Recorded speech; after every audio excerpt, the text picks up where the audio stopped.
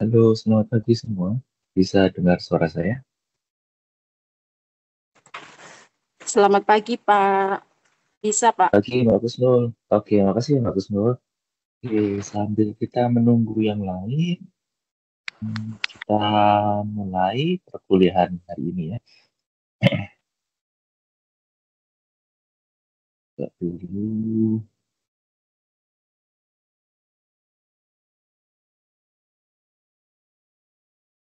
Oke, jadi selamat pagi semuanya. Selamat pagi teman-teman. Kita masuk di minggu keempat. Ya, sudah di setengah perjalanan kita. Semoga belum oleng ya semuanya ya.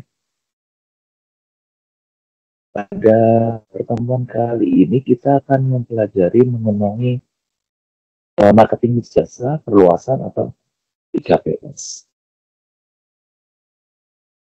Oke. Jadi kalau di materi ini kita akan berfokus kepada bukan kepada jasanya, tetapi kepada orang yang melakukan jasanya, yaitu karyawan ataupun pemilik dari perusahaan tersebut.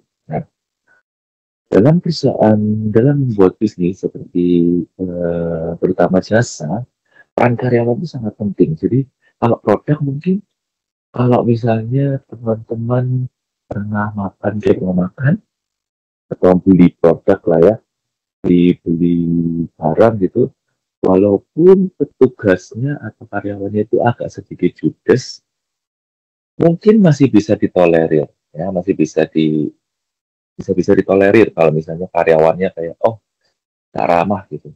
Tapi kalau semisal eh, di bidang jasa, dalam sektor jasa, karena kita ini tidak bisa memegang barang yang akan kita beli, maka peran karyawan ini sangat penting. Misalkan nih, kalau misal kita pergi ke salon gitu ya, terus orangnya judes gitu atau orangnya pemijitnya nggak enak, kasar gitu, mungkin kita akan kayak lebih merasa sakit hati daripada kalau kita beli misalnya peralatan masak gitu ya. Oke, ya oke lah. Orangnya kalau yang jual judes mungkin kita masih bisa tolerir asalkan kita mendapatkan barang yang murah dengan kualitas bagus. Masih oke. Tapi kalau jasa, benar-benar karyawan itu diperhatikan oleh konsumen. Nah, karena persaingan bisnis jasa yang semakin tinggi, maka perusahaan dituntut untuk selalu memberikan pelayanan yang memberikan delayed effect. Delayed effect ini adalah perasaan emosi bahagia, perasaan nyaman, perasaan senang, delayed effect kepada pelanggan sebagai keunggulan daya saing. Ya. Jadi kalau di uh, jasa ini benar-benar peran karyawan itu penting karena karyawan inilah atau uh, petugasnya inilah yang dapat memberikan perasaan emosi bahagia, perasaan nyaman, nyaman kepada konsumen. Perusahaan dituntut untuk dapat mengelola tidak hanya eksternal marketing, tetapi juga internal marketing. Oke? Nah, internal marketing. Jadi petugasnya juga dituntut untuk. Nah, internal marketing ini apa maksudnya? Internal marketing ini adalah aktivitas pemasaran yang dititik beratkan pada internal perusahaan, yaitu karyawan atau SDM. Jadi dia ini uh, karyawannya sendiri yang melakukan pemasaran atau memperkenalkan produk. Misalnya nih, oh iya Kak, misalnya ini kita ada promo untuk bulan ini. Kita ada, misalnya pergi ke salon, kita ada promo cream bath gratis, cream bath satu kali apabila uh, melakukan treatment di salon kita sebanyak 3 kali, misalnya seperti itu. Jadi dia yang memperkenalkan program-program atau promosi-promosi kepada pelanggan. Tuh ya. Kemudian terdapat dua aspek penting dalam internal marketing ini. Yang pertama adalah setiap karyawan dari setiap departemen memiliki peran sebagai internal customer dan supplier.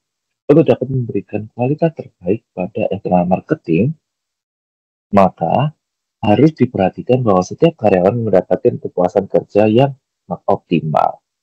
Jadi, karena dia ini juga sebagai istilahnya tim marketing, maka dan juga sebagai supplier juga, maka diharapkan perusahaan ini memberikan eh, reward atau memberikan kepuasan kerja yang optimal bagi karyawan. Kalau misalnya bosnya sendiri terhadap karyawan itu judes, maka mungkin kemungkinan besar juga atau ada kemungkinan juga karyawan itu akan judes kepada konsumen. Karena dia merasa bahwa saya digaji nggak cukup kok, ngapain saya baik-baik kepada konsumen gitu ya. Jadi bosnya sendiri juga harus atau pemilik usaha sendiri juga harus memberikan kepuasan kepada karyawan sehingga karyawan akan memberikan kepuasan kepada konsumen. Jadi alurnya seperti itu. Kalau semisal kalau semisal apa namanya bosnya tidak memberikan atau pemilik usaha tidak memberikan kepuasan kepada karyawan, otomatis apa? Kemungkinan juga karyawan tidak akan melayani konsumen dengan baik. Ini contohnya. Ini contohnya ini tidak dalam usaha jasa ya, masih ya usaha secara general, yaitu bagian produksi membutuhkan informasi akurat dari bagian perencanaan. Jika bagian perencanaan memberi data yang lengkap dan tepat waktu, maka produksi bisa berjalan lancar. Ini menunjukkan bahwa bagian perencanaan adalah supplier informasi dan bagian produksi adalah customer. Jika komunikasi internet ini lancar dan saling menghargai, maka kualitas layanan ke pelanggan eksternal pun akan meningkat. Oke, jadi ini adalah contohnya dari uh, internal marketing. Jadi selain dia juga memperkenalkan program atau promo, tapi seperti saya bilang, dia juga saling membantu antar tim. Misalnya nih, bagian marketing ingin mendapatkan data dari bagian resepsionis. Berapa nih orang yang sudah datang bulan ini ke salon kita misalnya. Nah, maka sebagai resepsionis juga sebagai penyedia data bagi tim marketing. Oh, bulan ini ada 50 orang yang sudah berkunjung ke salon kita dan rata-rata merasa puas. Oke, berarti data itu diberikan kepada tim marketingnya dan tim marketingnya berusaha untuk menambah jumlah jumlah apa namanya tamu yang akan datang ke salon tersebut. Jadi uh, antar karyawan ini bisa saling bekerja sama untuk memberikan informasi. Ini adalah contoh dari aspek yang pertama, yaitu setiap karyawan memiliki peran sebagai customer dan supplier. Oke. Berikutnya, terdapat dua aspek penting dalam konsep internal marketing. Ya, yang pertama adalah yang kedua ini adalah pandangan yang sama terhadap misi, strategi, dan tujuan perusahaan yang merupakan elemen yang penting untuk menciptakan komitmen yang tinggi pada setiap karyawan yang pada akhirnya memotivasi karyawan untuk bekerja secara optimal. Ya. Dalam kalau tadi itu yang pertama tadi, aspek yang pertama tadi setiap karyawan dari setiap departemen memiliki peran sebagai internal customer dan supplier. Maka yang kedua ini, setiap karyawan harus memiliki pandangan yang sama terhadap misi, strategi, dan tujuan perusahaan. Oke, contohnya, sebuah perusahaan memiliki misi untuk menjadi perusahaan ramah lingkungan. Semua departemen, dan termasuk semua karyawannya, mulai dari pemasaran, produksi, human resource, harus memahami dan mendukung misi ini. Misalnya, tim pemasaran hanya mempromosikan produk ramah lingkungan dan bagian produksi mengurangi limbah plastik.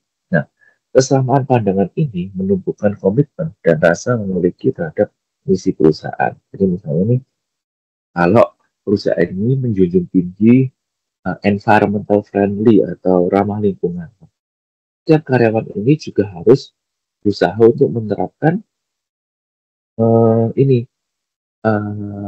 prinsip ini.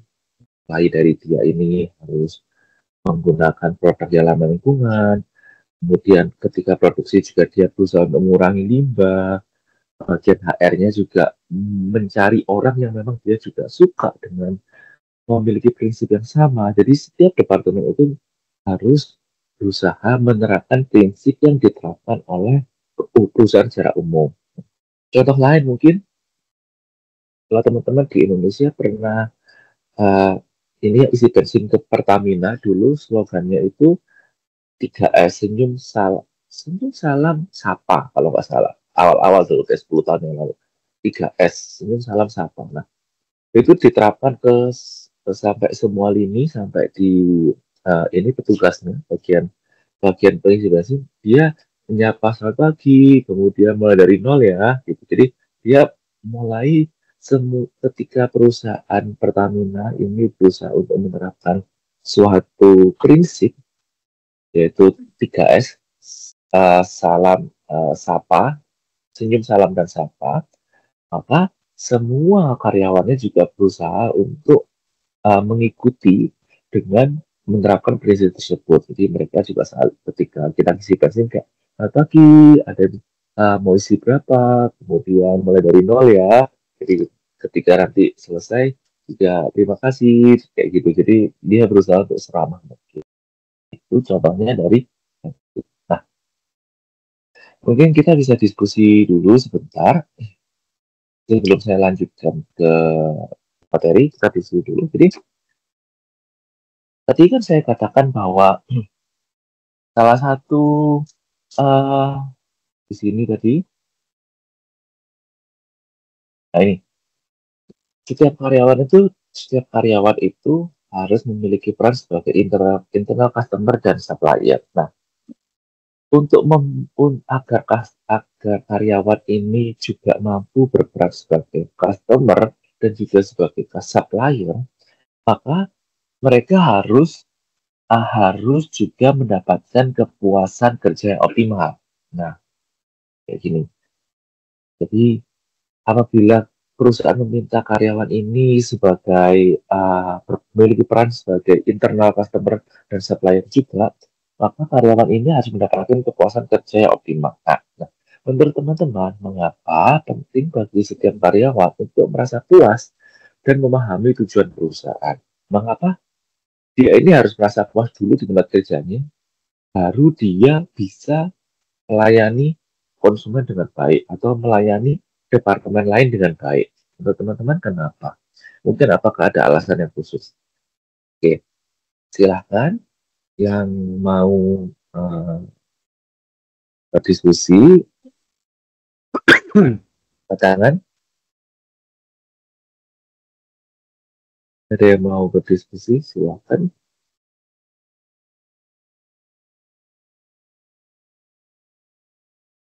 Mengapa penting bagi setiap karyawan untuk merasa puas dan memahami tujuan perusahaan?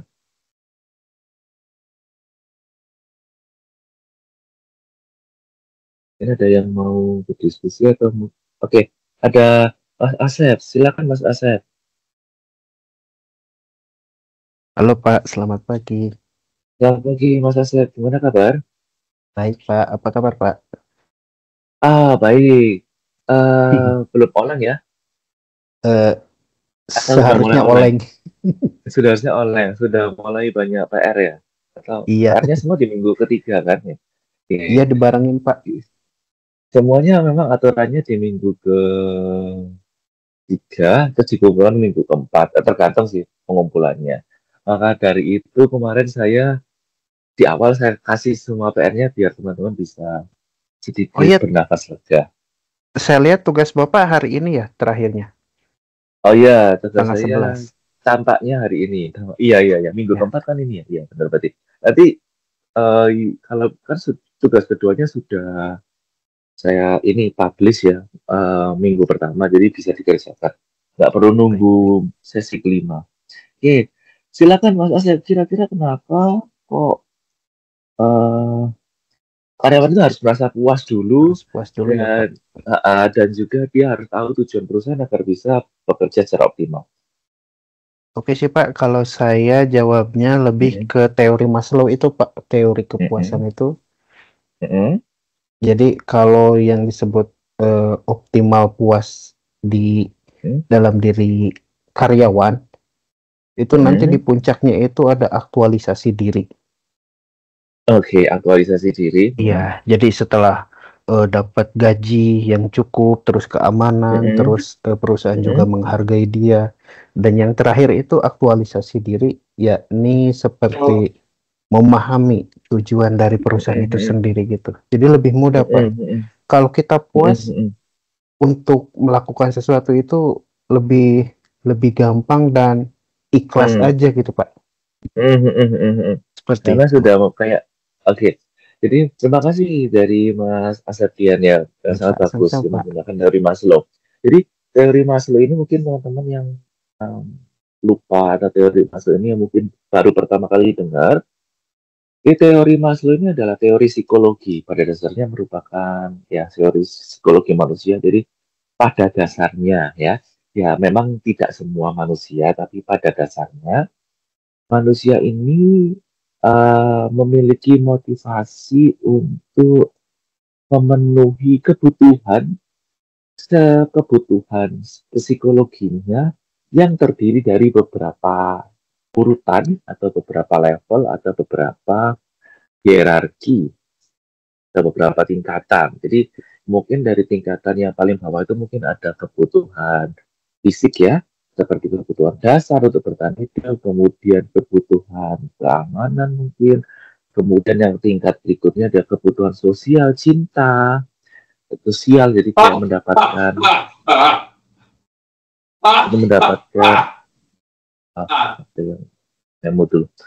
ada yang mendapatkan kebutuhan rasa sayang seperti itu. Ada yang tingkatan yang keempat atau yang berikutnya itu kebutuhan untuk merasa dihargai. Jadi dia dihargai. Jadi kalau misalnya bosnya ini menghargai karyawannya, mungkin dia akan merasa lebih betah daripada yang dibentak-bentak gitu ya, nggak dihargai ya. Kan memang gaji penting, tapi kan kita sebagai manusia juga perlu dihargai. Nah, tingkatan yang paling atas ketika dia disebutkan oleh Mas Asadian itu adalah kebutuhan aktualisasi diri. Jadi kebutuhan untuk mencapai potensi mengungkapkan potensi diri. Nah, karena misalnya kalau kita dihargai dan tujuan kita sama, mungkin kita merasa lebih enjoy dalam bekerja. Nah, ketika kita enjoy dalam bekerja, mungkin kita juga merasa lebih tadi yang dikatakan ikhlas. Kita bisa mengaktualisasi diri lebih baik seperti itu ya. Itu yang dimaksud dengan teori Maslow yang tadi disebutkan oleh Mas Asep dia. Oke. Terus, yang lain mungkin dari teman-teman, kenapa penting bagi karyawan ini untuk merasa puas dan memahami tujuan perusahaan ya agar dia bisa bekerja dengan baik melayani konsumen atau membantu departemen lain. Menurut teman-teman kenapa? Ya, ini ada Kusnul Fatimah. Kita baca satu-satu ya. Karena hal ini berdampak pada kinerja, loyalitas, memotivasi karyawan. Karyawan yang puas cenderung lebih produktif, bersemangat dalam bekerja, dan bermotivasi untuk mencapai tujuan perusahaan sehingga meningkatkan keberhasilan perusahaan secara keseluruhan. Betul ya. Nah, ya saya catat dulu ya namanya biar nggak lupa.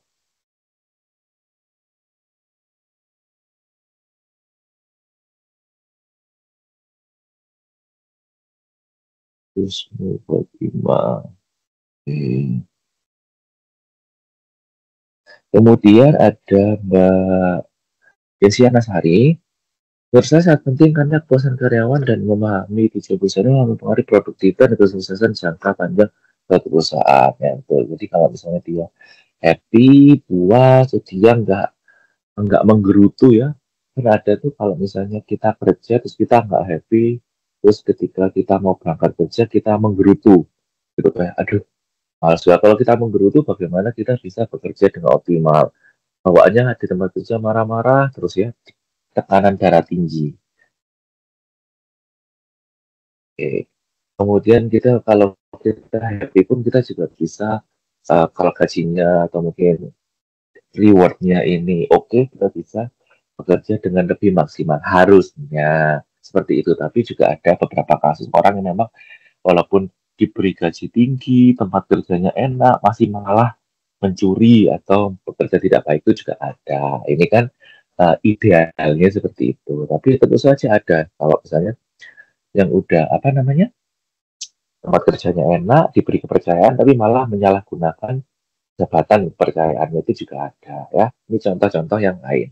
Nah, kemudian ada Mbak Uun Kuniri, kepuasan kerja yang tinggi berhubungan positif dengan peningkatan produktivitas dan kualitas pekerjaan, serta berkontribusi pada pengurangan absensi dan turnover.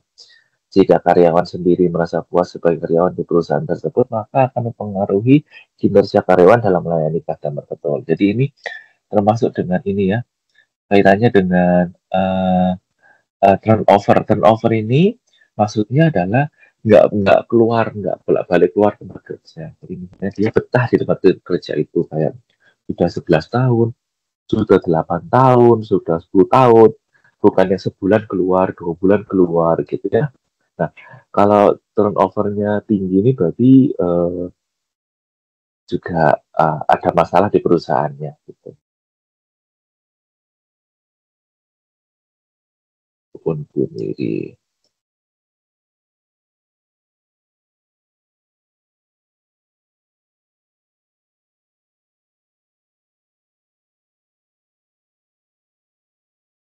Oke, berikutnya ada Mbak Desiana Sari lagi akan mendorong inovasi inisiatif karyawan saat tahu apa yang dicapai perusahaan dan mudah mereka dalam mengambil keputusan dan bisa memberikan ide-ide baru. Nah ini juga betul yang dikatakan Mbak Desiana Sari juga dengan mereka puas, mereka uh, tahu apa tujuan dari perusahaan, mereka bisa memberikan ide-ide inovatif ya.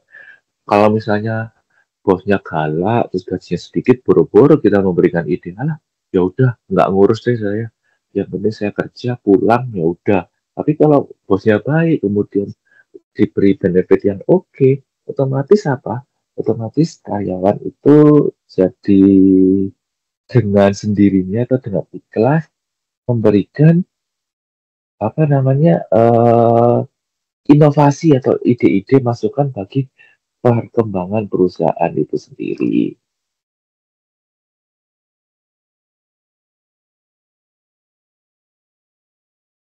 Oke. Berikutnya ada siapa lagi? Ada Mbak Linda. Karyawan yang merasa puas sangat penting karena kepuasan karyawan berdampak positif pada produktivitas, retensi. Retensi ini adalah ini ya, kayak uh, bagaimana dia tetap tinggal. Jadi misalnya bagaimana dia tetap menarik menarik karyawan dan menarik customer itu retensi dan moral kerja dan karyawan yang puas cenderung lebih termotivasi, loyal dan produktif yang pada akhirnya meningkatkan kinerja perusahaan secara keseluruhan. Itu benar kata Mbak Linda juga benar. Jadi loyal. Jadi kalau misalnya dia puas, kemudian dia paham dengan mindset itu dia akan puas. Saya pernah dengar ada istilah jangan meludah di tempat kamu mencari uang ya. Jadi kalau misalnya walaupun tempat kerjanya itu menyebalkan, selama kita ini masih bekerja di situ dan kita masih mendapatkan gaji dan bisa memenuhi kebutuhan kita sehari-hari, ya udah jangan dihina-hina tempat kerjanya atau di roasting ya. Walaupun memang menyebalkan, bagaimanapun juga kita bisa hidup dari tempat kerja itu. Kalau memang merasa nggak cocok ya bisa pindah ke tempat kerja aja gitu ya nggak perlu apa ya dijelek-jelekkan gitu. Nah, berikutnya kepuasan karyawan dan dari Mbak Romatul Umar, kepuasan karyawan dan pemahaman mengenai tujuan perusahaan merupakan faktor penting dalam menciptakan lingkungan kerja yang efisien, inovatif, dan berkelanjutan.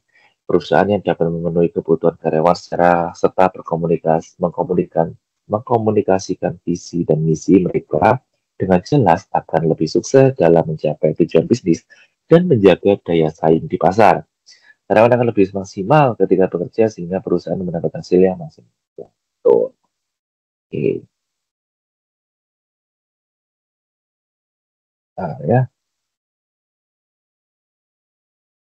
ini ada Mbak Rahmatul Umar, saya catat dulu namanya.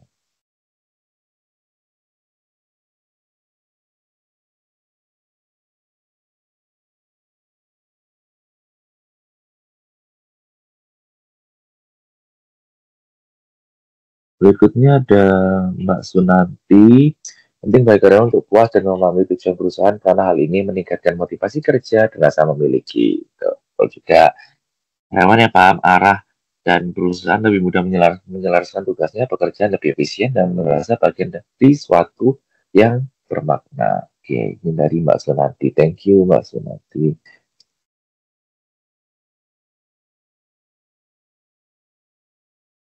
Mbak Sunanti. Ini yang mana ya? Oke. Berikutnya ada Mas Muhammad Badarudin. Pertama langsung pada performa kerja, tingkat kesetiaan dan efektivitas. Betul tadi ya, kalau misalnya kita happy teman kerja, mungkin kita akan lebih setia dan loyal ya. Ya mungkin memang ada orang yang walaupun udah diberikan kepuasan kerja, kemudian lingkungan kerja yang baik, tapi tetap juga mau keluar juga ada pertimbangan lain mungkin ya, jadi tidak masalah. Ketika karyawan bisa puas, mereka cenderung lebih termotivasi, antusias dalam menjalankan tugas, dan lebih memperhatikan kualitas hasil kerjanya. Itu pemahaman akan tujuan perusahaan memungkinkan karyawan menyesuaikan peran dan tanggung jawab mereka dengan arah strategis perusahaan. Oke, itu dari Mas Muhammad Badarudin. Thank you.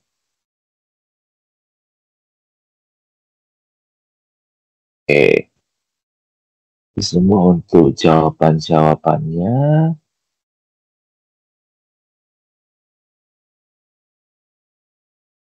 Oke, saya lanjutkan dulu ya. Ya. Jadi kalau misalnya diskusi, kalau misalnya teman-teman bisa open mic, tolong open mic aja ya. Tapi kalau memang benar-benar nggak open mic, bisa lewat chat. Oke, saya lanjutkan dulu materinya. Jadi peran karyawan pada jasa. Bagi perusahaan, internal marketing itu memperhitungkan peran penting SDM dan karyawan sebagai pihak yang dapat mendukung keberhasilan perusahaan menciptakan keunggulan bersaing. Nah, berbeda bagi perusahaan jasa, internal marketing memberikan banyak sekali manfaat. Jadi kalau produknya itu di bidang secara umum, perusahaan yang memproduksi barang, produksi produk itu internal karyawan sebagai internal marketing itu sebagai pendukung. Nah, tetapi kalau di perusahaan yang bergerak di bidang jasa, internal marketing itu memberikan banyak manfaat untuk mencapai kesuksesan pemasaran karena lebih bersifat integratif dan merupakan proses yang berkelanjutan. Jadi intinya kalau misalnya perusahaannya itu adalah perusahaan bergerak di bidang jasa,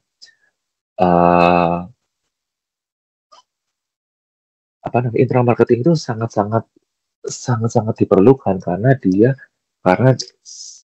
jasa ini kan ya seperti saya bilang tadi ya, kalau kita pergi ke salon atau pergi ke dokter, kalau dokternya galak itu ya udah pasti, atau salonnya orang yang galak, mungkin kita akan lebih kena mental daripada kalau kita beli. Kalau beli kan saya mau beli ini, dilihat produknya oke, harganya murah, ya udahlah, cuek aja, kita bisa beli, kita proses transaksi. Tapi kalau misalnya jasa ini kan prosesnya lebih lama ya, mulai dari treatment mungkin, kemudian bagaimana penjelasan diberikan oleh karyawannya, itu benar-benar mempengaruhi keputusan kita untuk kembali lagi atau tidak daripada ketika kita membeli produk barang gitu.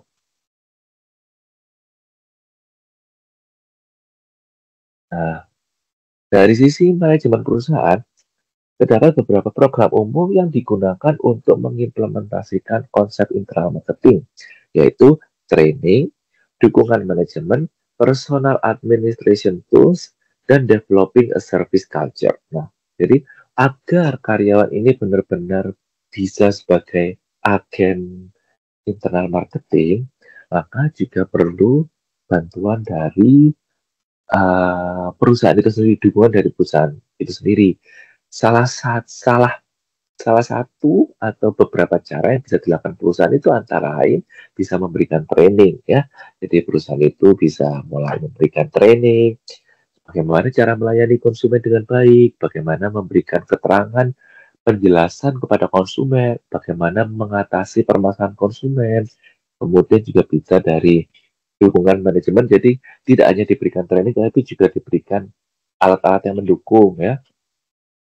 Saya pernah tahu misalnya nih kalau dulu ketika saya masih di Indo, eh, ibu saya itu kan punya toko ya. Ketika saya di toko kecil-kecilan di depan rumah gitu. Saya sekarang udah tutup tokonya karena sudah nggak ada tenaga. Ya, ibu saya sudah tua. Jadi uh, sekarang dulu ketika ada toko itu banyak sekali sales-sales rokok atau sales apa yang datang ke rumah gitu lah. Mereka itu sekitar 10 tahun yang lalu lah, 10 tahun yang lalu. Nah, mereka itu kayak dibawa kayak alat untuk kayak semacam alat, jadi dia bisa kayak ngecek stok barangnya. Jadi saya kayak mencatat berapa yang dijual dan berapa yang stok di toko itu. Jadi kayak mereka itu bisa tahu uh, saya mute dulu ya. Oke, jadi eh dulu sales rokok 10 tahun lalu ya nggak tahu ya sekarang itu kayak dibekali kayak peralatan dia kayak semacam bukan handphone tapi kayak PDA kayak tools gitu dan dia bisa mencatat kayak berapa eh, barang yang sudah dia jual dan dia kayak bisa track kayak ininya apa namanya stok barangnya yang ada di toko tersebut. Jadi selain perusahaan ini juga memberikan training, mungkin dia juga memberikan tools-tool yang memudahkan karyawan untuk memberikan uh, melakukan pekerjaannya. Gitu. Atau mungkin di Indonesia sekarang banyak. Jadi ketika kita melakukan pembayaran, itu kita sekarang menggunakan pembayaran digital, kita scan barcode ya. Atau mungkin sekarang itu sudah orang menu digital. Jadi sekarang pelayan itu tidak perlu menjelaskan secara detail kayak menunya ini kan tinggal silakan Kak tinggal di scan di barcode-nya nanti kita bisa pesan menunya secara langsung lewat handphone gitu ya tidak perlu nanti tinggal langsung terhubung ke bagian dapur gitu jadi tahu jadi silakan di scan barcode jadi kayak banyak sekali di menggunakan peralatan-peralatan atau mungkin dengan kasirnya sekarang sudah menggunakan software yang bisa tahu misalnya nambah ini dapat diskon ini kayak gitu dengan program-program jadi nggak karyawannya nggak harus mengingat program ini bulan ini ada program apa ya bulan ini ada diskon apa ya tapi ketika sudah ada software atau sudah ada aplikasi karyawannya sudah tidak perlu mengingat tapi sudah masukkan ini nanti sudah terpotong diskon misalnya sesuai dengan program dari perusahaan itu. Nah, hari ini diskon kemerdekaan Republik Indonesia Agustus ya. Pesan ini langsung otomatis ada diskon ini. Jadi karyawannya nggak perlu mengingat-ingat, oh bulannya ada diskon ini, nanti bulan depan ada diskon hari ibu. Bulan depannya hari kan banyak ya macam biasanya perusahaan ini banyak sekali program. Nggak perlu nggak perlu ini apa namanya mengingat-ingat.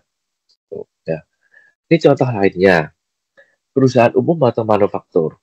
Sebuah perusahaan elektronik rutin mengadakan pelatihan dan penghargaan karyawan.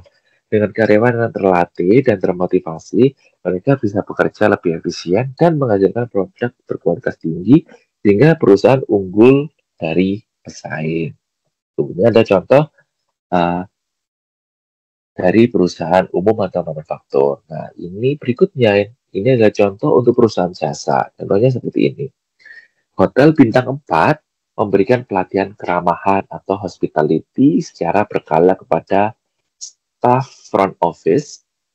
Karena pelayanan yang konsisten dan ramah, tamu merasa puas dan merekomendasikan hotel tersebut ke orang lain.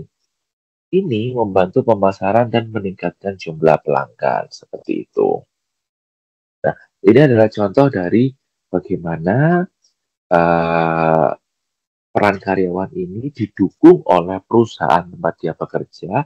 Kalau contoh kasus ini adalah hotel. Jadi hotel sebelum kan nggak mungkin ya kita kerja di hotel kemudian langsung karyawan baru diterjunkan kan masih ada pelatihan. Sesimpel pelatihan memberikan pelayanan kepada konsumen.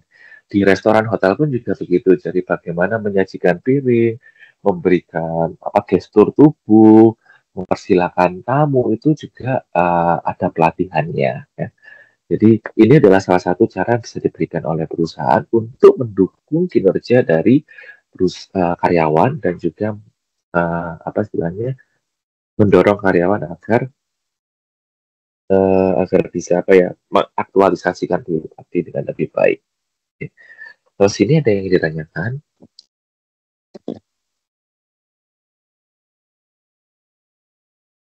Kalau belum ada, saya lanjutkan ya.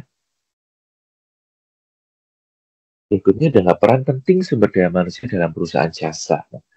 Peran penting karyawan dalam perusahaan jasa, seperti yang saya bilang tadi, karyawan di perusahaan jasa itu jauh lebih penting karena dia tidak punya produk yang benar-benar ditawarkan. Nah, jadi kan jasa, otomatis orang yang berperan sangat penting, lebih penting daripada produk itu sendiri. Karena ini produk jasa ya. Jadi kalau seperti yang bilang tadi, kalau produk mungkin kalau selama produknya murah, berkualitas, mungkin orang akan membeli walaupun servisnya kurang baik. Tapi kalau misalnya jasa, servis ini yang lebih utama karena nggak ada barang yang benar-benar bisa didapatkan. Nah, ada 4 hal. Yang pertama adalah kontraktor. Maksudnya apa? Kontraktor ini bukan ini ya.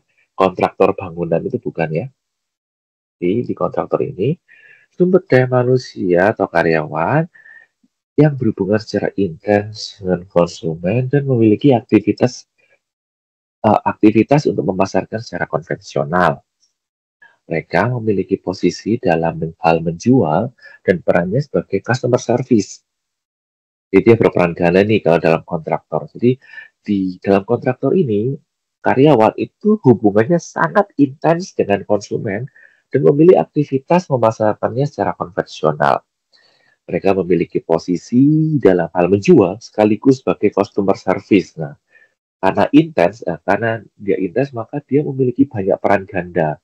Dia menjual dan dia juga sebagai customer service, dia memberikan solusi juga, memberikan informasi juga. Nah, karyawan atau sumber daya manusianya membutuhkan pelatihan. Of course, dia membutuhkan pelatihan karena dia harus bisa menghandle berbagai macam hal, persiapan dan motivasi yang tinggi dalam melayani konsumen sehari-hari.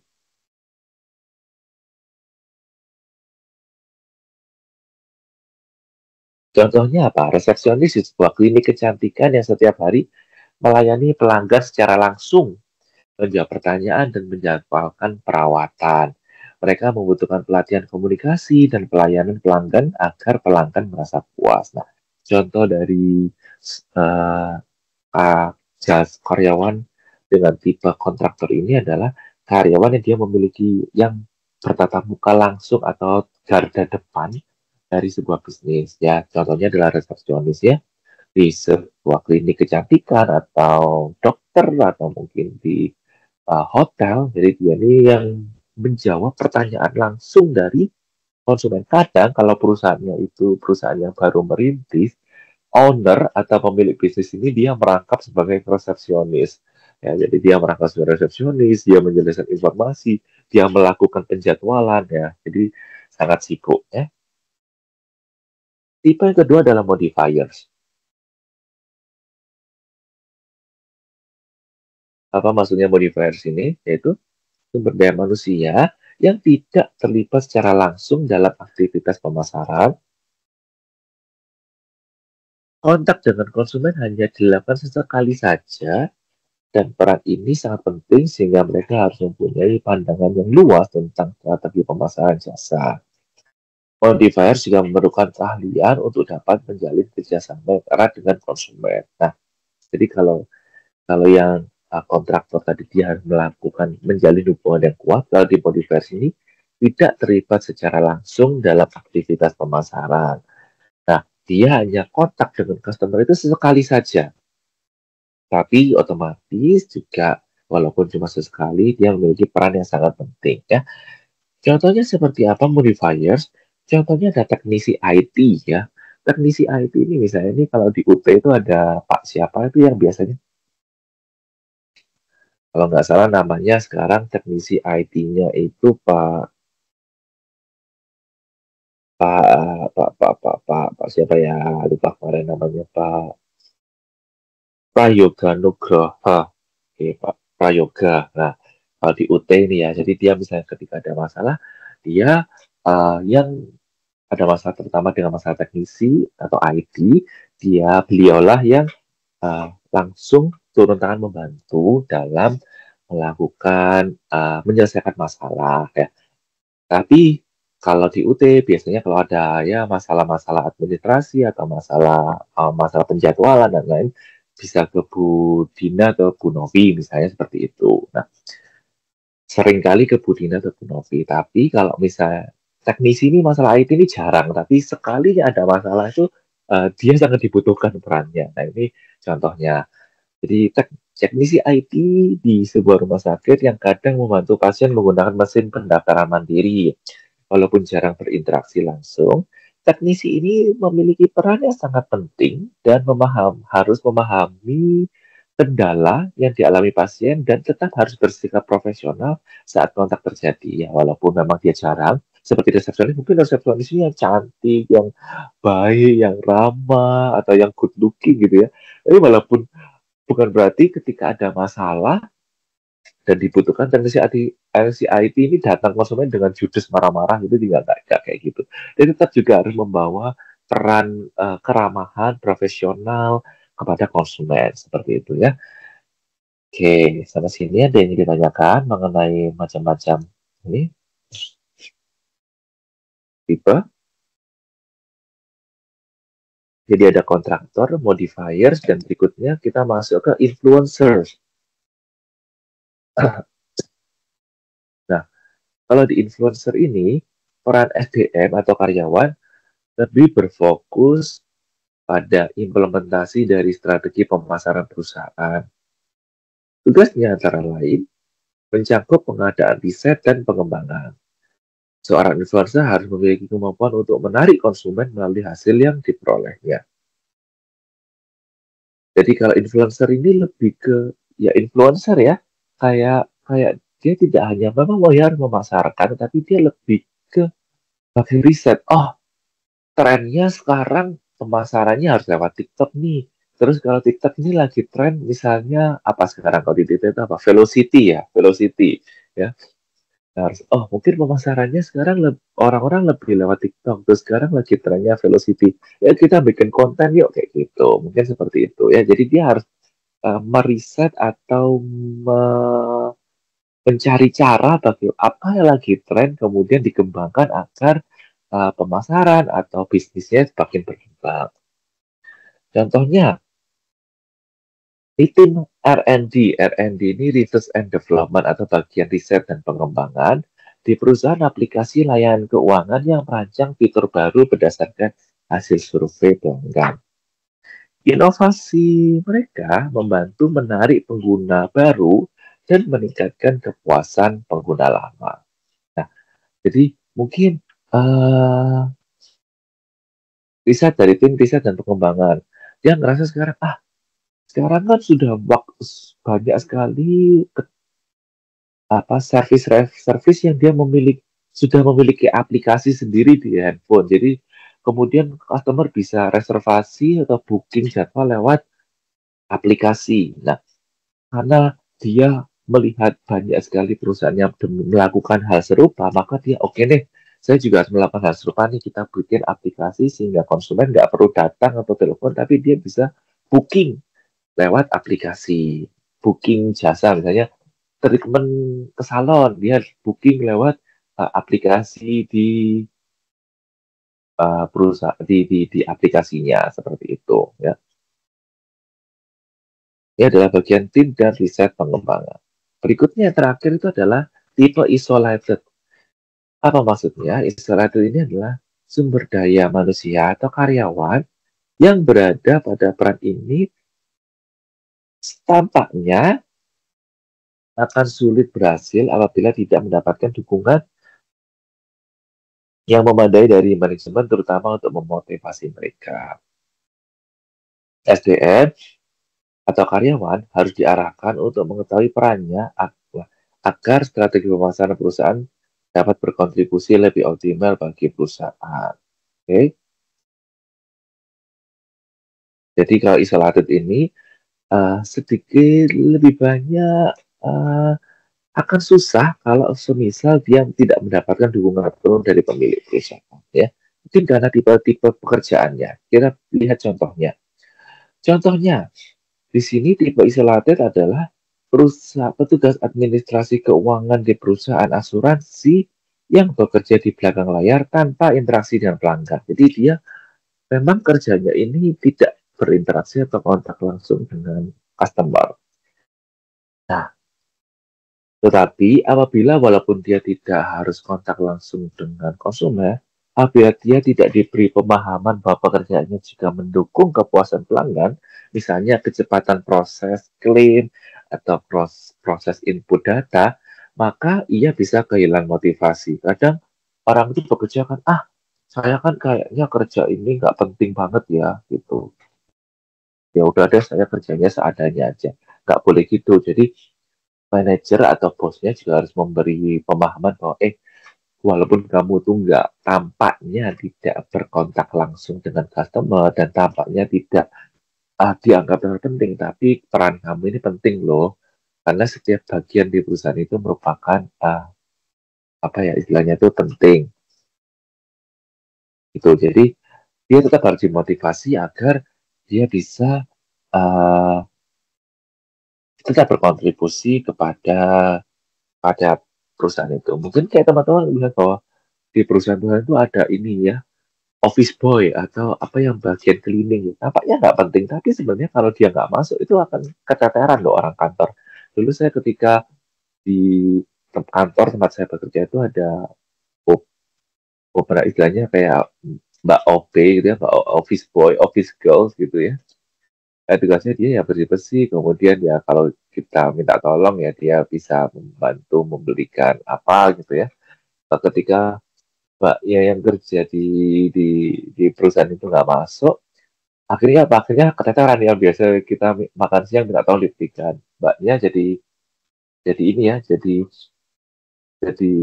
keteteran gitu. Jadi waduh nggak ada yang disuruh nih. Berarti intinya adalah seberapapun peranmu di perusahaan itu pasti ada gunanya, ada nilainya gitu. Jadi ketika dia nggak masuk ya sedikit banyak juga mempengaruhi kinerja dari karyawan ya. Jadi misalnya dulu yang kemarin saya waktu mbaknya masuk itu, Mbak minta tolong dong makan siang diberikan ini gitu ya, dia bisa memberikan. Tapi ketika nggak masuk ya, karena nggak masuk ya kita harus pergi keluar membeli makan sendiri yang otomatis itu apa namanya uh, mungkin menghambat kinerja kita yang kita lagi sibuk, kita harus keluar meluangkan waktu membeli makan siang gitu. Kayak gitu. Jadi intinya bahwa untuk isolated harus tetap dukungan dan uh, peran dari perusahaan untuk memotivasi karyawan tersebut. Oke. Nah, kita diskusi lagi ya, biar nggak bosen. Jadi tadi kan ada 4 tipe ya karyawan ya. Ada yang pertama tadi kalau nggak salah ada kontraktor, ada modifier, ada influencer, dan ada isolated ya, ada 4. Nah, bagaimana? Kita diskusi sebentar. Bagaimana cara perusahaan memastikan bahwa semua jenis peran sumber daya manusia, termasuk yang tidak langsung bertemu konsumen, tapi yang nggak langsung bertemu konsumen itu kayak modifiers, itu kan nggak langsung ketemu konsumen, sama isolated itu dia nggak ketemu langsung secara konsumen dengan konsumen. Tetap merasa memiliki kontribusi penting dalam keberhasilan lain perusahaan. Jadi bagaimana bos atau manajer itu memotivasi karyawan yang memang dia tampaknya tidak berinteraksi langsung dengan konsumen, mereka tetap merasa dihargai, tetap merasa penting, seperti itu. Kira-kira bagaimana caranya perusahaan akan memastikan karyawan itu tetap memiliki semangat bekerja? Ya, kita diskusi. Mungkin yang bisa open mic ya. Jadi saya bisa dengar suaranya sambil berinteraksi. Oke, silakan Mas Asep. Kalian Mas Asep, silakan Mas Asep. Pak, izin menjawab. Iya, silakan Mas Asep, boleh. Ya, Pak. Pak, mana Pak pertanyaan tadi, Pak? Tadi ini, jadi kan tadi ada beberapa tipe Oh iya. SDM ya. Jadi ada yang dia memang SDM-nya itu berkontak langsung dengan konsumen kayak resepsionis. Tapi ada yang dia nggak secara berkala kontak dengan konsumen, kayak yang di belakang meja. Nah, bagaimana cara perusahaan itu memastikan agar eh, mereka itu juga merasa termotivasi walaupun dia nggak berkontak langsung dengan konsumen dan mungkin merasa tidak terlalu penting. Seperti itu. Oke. Jadi berdasarkan pengalaman aja ya, Pak. Silakan. Jadi di perusahaan saya itu kan ada beberapa eh, seperti departemen gitu. Bukan departemen, disebutnya itu kayak lini. Ada yang bagian depan, ada yang bagian belakang, ada bagian preparation gitu, ada yang bagian produksi, ada bagian waiter juga, kasir. Jadi setiap 2 minggu sekali itu kita mengadakan briefing cepat, Pak. Briefing cepat. Okay. Jadi iya, jadi isinya itu kita apa disebutnya itu? Pokoknya di layar itu Pak dikasih tahu beberapa keluhan customer apa aja. Ya. Okay. Terus setelah itu satu persatu dibagi nilai KPI-nya Pak. Oh gitu. Key Oh, jadi Performance itu Indicator. setiap key performance indicatornya. Jadi itu setiap 2 hari. minggu. Oh, setiap 2 minggu sekali. Setiap 2 minggu Pak.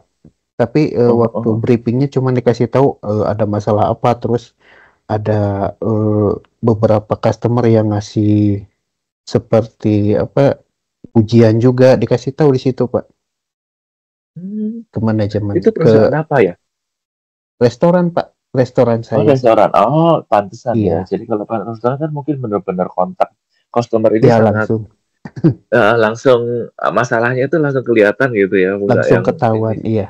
ketahuan. Jadi Oke, itu reaksi penting. dari stafnya juga sangat cepat gitu. Jadi kalau Jadi, dalam 2 minggu itu yang paling baik itu dapat ini Pak, dapat hadiah oh gitu. sebanyak 200 real, 800.000 kan. Ah, lumayan ya. Jadi semuanya jadi Ya, staff of the termotivasi week. ya. Iya, Oh semua gitu. termotivasi. Jadi nggak Terus cuma yang bagian masak aja, tapi semuanya ya bagian semua. iya, Dia akan semuanya Pak. mendapatkan kesempatan untuk menjadi staff of the week gitu. Iya, itu staff Oh, of the week-nya oke. dari KPI juga. Misalkan Hmm, dari produktivitas kerja, terus kedisiplinan dan sebagainya. jadi termotivasi ya orangnya. Ya, terus Kalau bagaimana dengan staf yang rendah? Itu biasanya dipindahin, Pak, posisinya. Misalkan dipindahin. orang ini selama 2 bulan ini KPI-nya jelek, kita coba pindah ke sebelah sini. Kalau sudah di semua tempat dia jelek, udah dibuang, Pak. Oh gitu. Jadi masih Iya, diberi kesempatan ya. Jadi kesempatan iya, untuk tetap harus bekerja. Mungkin dia nggak cocok di bagian ini, mungkin lebih cocok di bagian lain gitu ya. Ah, iya oke. seperti Bagus, itu, Pak. bagus, bagus. Ini bagus sekali contohnya. Terima kasih Mas Asep dia. Sama-sama, Pak. Masih contohnya. Jadi ini kalau ada reward kayak staff of the week atau dan itu dibuka untuk tidak hanya kepada staff atau kru yang dia ini selalu tampak penting berkontribusi kepada perusahaan, tampaknya penting, tapi sebenarnya ya semua orang itu berperan penting dan dia bisa mendapatkan kesempatan reward yang lebih yang sama peluangnya tuh dengan misalnya yang sering berkontak langsung dengan konsumen itu sangat bagus sih. Salah satu cara. Nah, ini yang maksud saya. Jadi mungkin teman-teman bisa sharing pengalaman teman-teman untuk selama bekerja dulu. Oke. Di sini ada Mbak Widya Trisnawati dengan cara memberikan kesempatan kepada karyawan untuk berkontribusi dalam program dan kebijakan perusahaan, serta menerapkan sistem penghargaan yang adil untuk menghargai kontribusi karyawan. Nah, ini tadi mungkin ya sama dengan yang dikatakan oleh Mas Asep tadi dengan apa namanya ada reward atau ada bonus gitu ya, dan semua karyawan bisa mendapatkan bonus tersebut. Oke, boleh Mbak Widya Trisnawati. Ini yang lain, bagaimana sih cara agar eh, perusahaan ini, agar konsumen karyawan ini tetap termotivasi bekerja, tidak hanya yang dia sering kontak dengan konsumen, tapi mungkin yang di belakang meja yang tidak terlihat pun dia tetap merasa bahwa saya ini merasa penting loh bekerja di sini, saya ini memiliki peran penting loh. Nah, kira-kira bagaimana cara uh, perusahaan untuk memotivasi yang bisa open mic, yang bisa open mikrofon, silahkan open mikrofon sehingga kita sambil ngobrol-ngobrol mungkin lebih enak, gitu ya. Yang bisa open mic silahkan. Ada Mbak Desi Anasari, silahkan Mbak Desi Anasari. Baik Pak, izin menjawab. Silakan. Seperti tempat kerja saya yang dulu bisa memberikan motivasi secara internal. Kan ada staff bagian lapangan, Pak. Ada staff bagian penerbangan dengan staff bagian ground staff. Jadi bos lebih memberikan makna pekerjaan mereka itu penting. Yang di bawah itu penting juga, tidak hanya yang menerbangkan balon.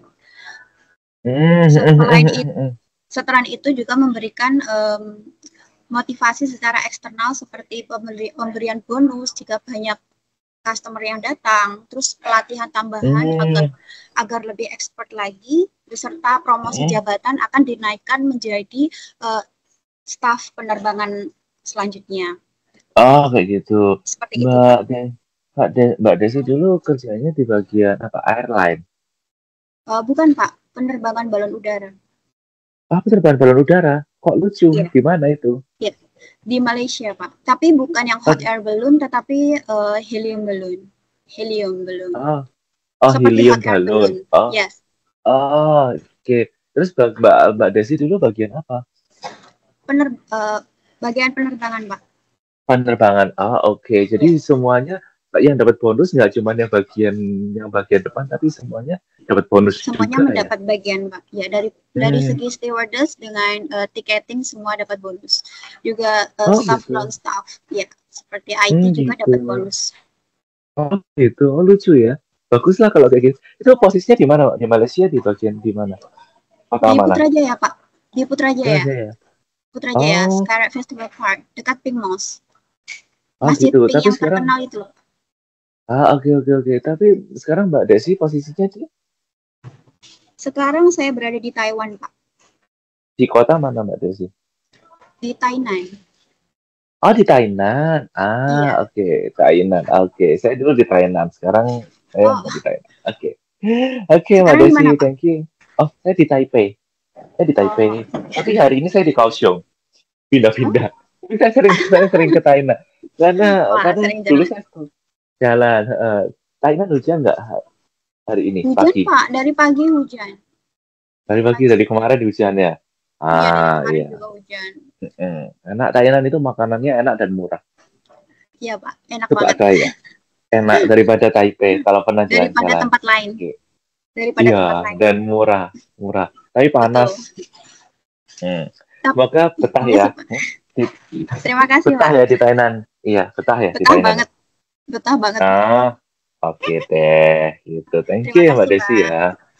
Yuk, nah ini sambil kalau open mic itu enaknya kita sambil ngobrol-ngobrol. Jadi kayak Mbak Desi tadi bilang, misalnya di penerbangan helium balon atau balon helium itu semuanya diberi kesempatan untuk naik jabatan dan untuk mendapatkan juga reward kalau misalnya kinerjanya atau mungkin banyak pelanggannya gitu ya.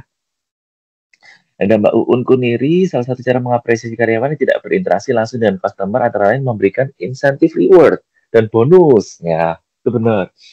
Dulu ketika saya kerja, sekarang pun juga seperti itu, ada rewardnya.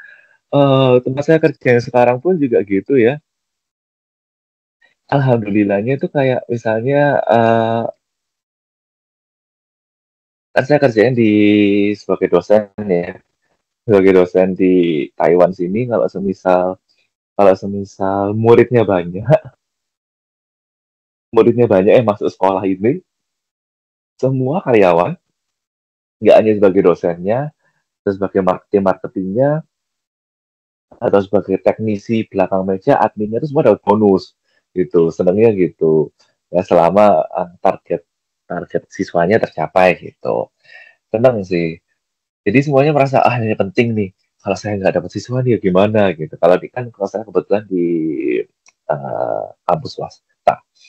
Nah, kemudian ada Mbak Sunanti agar semua dia merasa berkontribusi penting yang termasuk yang tidak berhadapan dengan konsumen, maka perusahaan perlu membangun budaya yang inklusif dan komunikatif. Loh, ini bagus nih. Inklusif dan komunikatif. Tiap peran harus dijelaskan dampaknya terhadap keberhasilan layanan sehingga semua karyawan memahami bahwa pekerjaan mereka turut memenuhi kualitas dan kepuasan pelanggan. Pengakuan yang adil, keterlibatan dalam visi perusahaan, serta kerjasama antar divisi yang menumbuhkan rasa memiliki begitu karyawan di balik layar pun merasa dihargai. Ini kayak BCA nggak sih? BCA ini kan mulai dari depan ya, depan sampai belakang kayaknya kerjanya oke. Oke, ini saya sebut merek BCA. Dan Satpam BCA ini katanya terkenal ramah ya. Mulai dari Satpam BCA-nya sampai tellernya, sampai customer service, sampai sampai apa namanya belakang belakang yang bekerja di belakang meja pun semua ikut kinerjanya bagus. Dan Mbak Roma tuh mengakui dan menghargai kontribusi karyawan. Penghargaan dapat berupa pengakuan formal seperti penghargaan karyawan bulanan atau mungkin dapat reward ya. Dan informal seperti ucapan terima kasih dari atasan ya. Kadang-kadang atasan ini cuma ngasih-ngasih doang tapi nggak ucapin terima kasih. Nah, ucapan terima kasih ini sangat penting ya. Sesimpel kayak terima kasih bantuannya atau mohon maaf atau ya itu kan etika ya, dan itu hal-hal kecil itu membuat kita merasa sebagai dimanusiakan sebagai karyawan seperti itu. Berikutnya saya lanjutkan dulu ke materi ya.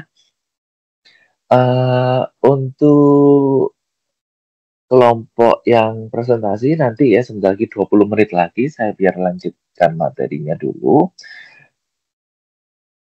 Saya lihat tadi cuma ada 13 slide, jadi oke lah.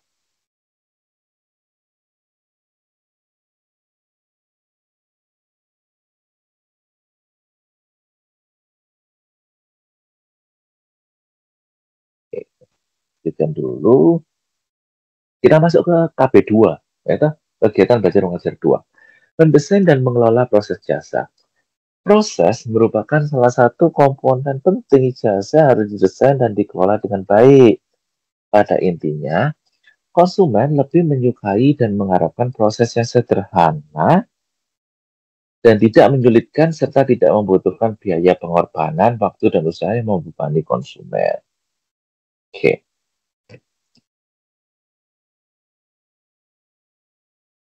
Proses merupakan metode dan urutan bagaimana sistem operasi layanan ulang ya, proses merupakan metode dan urutan bagaimana sistem operasi layanan bekerja dan bagaimana bagian dari sistem tersebut. Bersama-sama menciptakan value proposition yang merupakan janji terhadap konsumen. Ya, ngomong-ngomong proses ya, kadang tidak bisa dipungkiri proses yang berbelit itu membuat konsumen enggan mengambil jasa atau menggunakan jasa kita. Contohnya, nggak cuma di Indonesia. Kadang saya pun merasa di Taiwan tuh juga sedikit berbelit-belit prosesnya. Nggak semua. Dan setiap negara, setiap institusi itu ada ada beberapa hal yang memang harus diperbaiki ya, nggak cuma di Indonesia. Memang kita tahu kalau misalnya di Indonesia ini proses birokrasinya sedikit panjang ya. Kadang kita harus kalau kita mau bikin KTP atau kita mau memperbarui KTP dari yang single menikah atau apa gitu, kita harus ke RT dulu, kemudian RW dulu, ngeprint, tanda tangan, minta cap dari RT, RW, kelurahan, baru ke dinas pencatatan ini Dukcapil, nanti harus bawa form-form fotokopi. Saya nggak tahu ya sekarang gimana, karena saya udah lama nggak kurus di Indonesia. Tapi tahu saya dulu tuh kayak dulu, jadi nggak harus Nggak tahu sekarang harusnya sudah bisa online ya.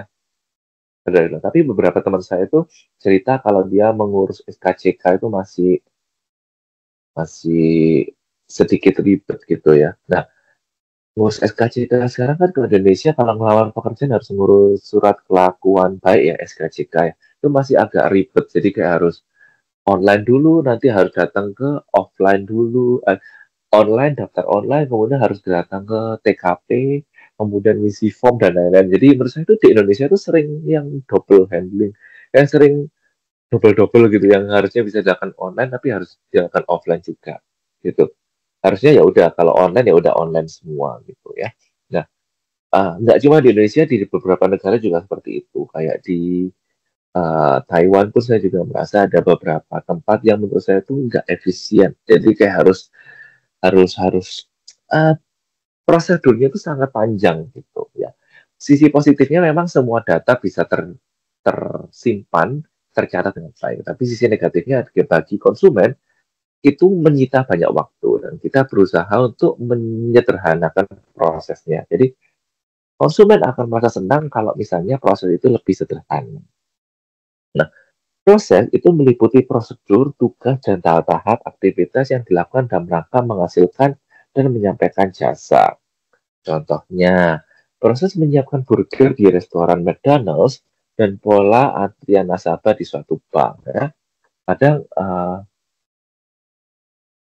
kadang kalau misalnya ini uh, ada beberapa restoran itu yang antri di sini, antri pilih menu, kemudian dia geser ke antri uh, apa namanya itu antri bayar, kemudian antri mengambil makanannya. Nah, ada 3 proses gitu ya. Tapi ada restoran yang mungkin yang pesan menu di satu counter sekalian bayar, kemudian ngambilnya nanti tinggal ngambil di counter lain. Itu lebih lebih cepat. Jadi dari yang 3 tahap jadi bisa di 2 tahap. Jadi kalau misalnya ada restoran yang dia ini kita antri dulu untuk milih menu, dicatat. Kemudian pindah ke counter lain untuk bayar. Nanti pindah lagi untuk mengambil uh, makanan yang disajikan. Nah, itu ada 3 tahap. Tapi mungkin ada restoran yang dia cuma 2 counter. Jadi pesan menu sekaligus bayar, kemudian nanti mengambil makanannya di counter sebelahnya. Gitu. Itu lebih simple. Konsumen akan mungkin lebih nggak pusing ya, dan nggak bingung harus kemana dulu ini arahnya. Tuh. Nah, terkadang prosedural itu tidak selalu memudahkan, tapi juga membuat masalah.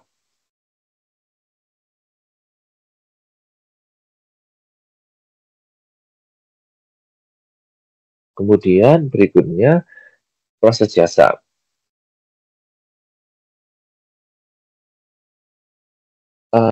Flowchart atau diagram alir atau diagram ya di flowchart ini ada diagram alir merupakan cara yang tepat untuk dapat menjelaskan urutan dan tahapan untuk menyampaikan jasa kepada konsumen yang memudahkan penyedia jasa memberikan total experiences atau total pengalaman yang maksimal yang dapat ditawarkan sebagai nilai tambah dari perusahaan tersebut. Jadi agar konsumen ini atau agar karyawan juga tidak bingung, maka perusahaan itu terkadang harus membuat flowchart atau diagram flow agar memudahkan baik memahami baik karyawan maupun bagi konsumen. Nah, mungkin dari teman-teman belum ada yang belum pernah paham mengenai diagram alur ya atau flowchart ya. Nah, di sini saya beri contoh diagram flowchart aplikasi pemesanan jasa pengecatan. Ya.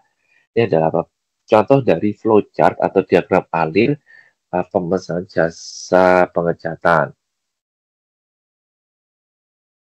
Yang pertama di sini dari yang teman-teman bisa lihat ada 3 kolom, ada kolom pelanggan, admin, dan pemimpin. Nah, di kolom pelanggan ini misalnya ini yang menitik beratkan pada tugas pelanggan. Mulai dari pelanggan ini memesan jasa pengecatan, kemudian menginputkan data pemesanan jasa pengecatan, dan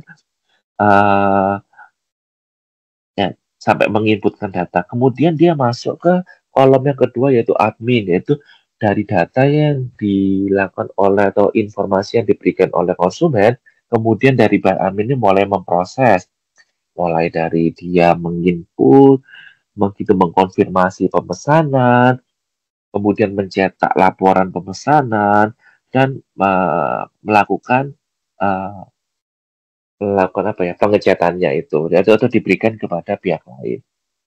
Kemudian ada yang kolom ketiga ini ada pemimpin, yaitu ketika dia mendapatkan laporan dari admin, dia melakukan pengecatan atau menindaklanjuti uh, permintaan dari konsumen. Nah, ini adalah contoh dari diagram alur. Jadi mulai dari bagaimana jasa ini diminta yang dilakukan oleh pelanggan, kemudian masuk ke admin, kemudian dia masuk ke bagian pengerjaan sampai akhirnya selesai kembali ke pelanggan lagi.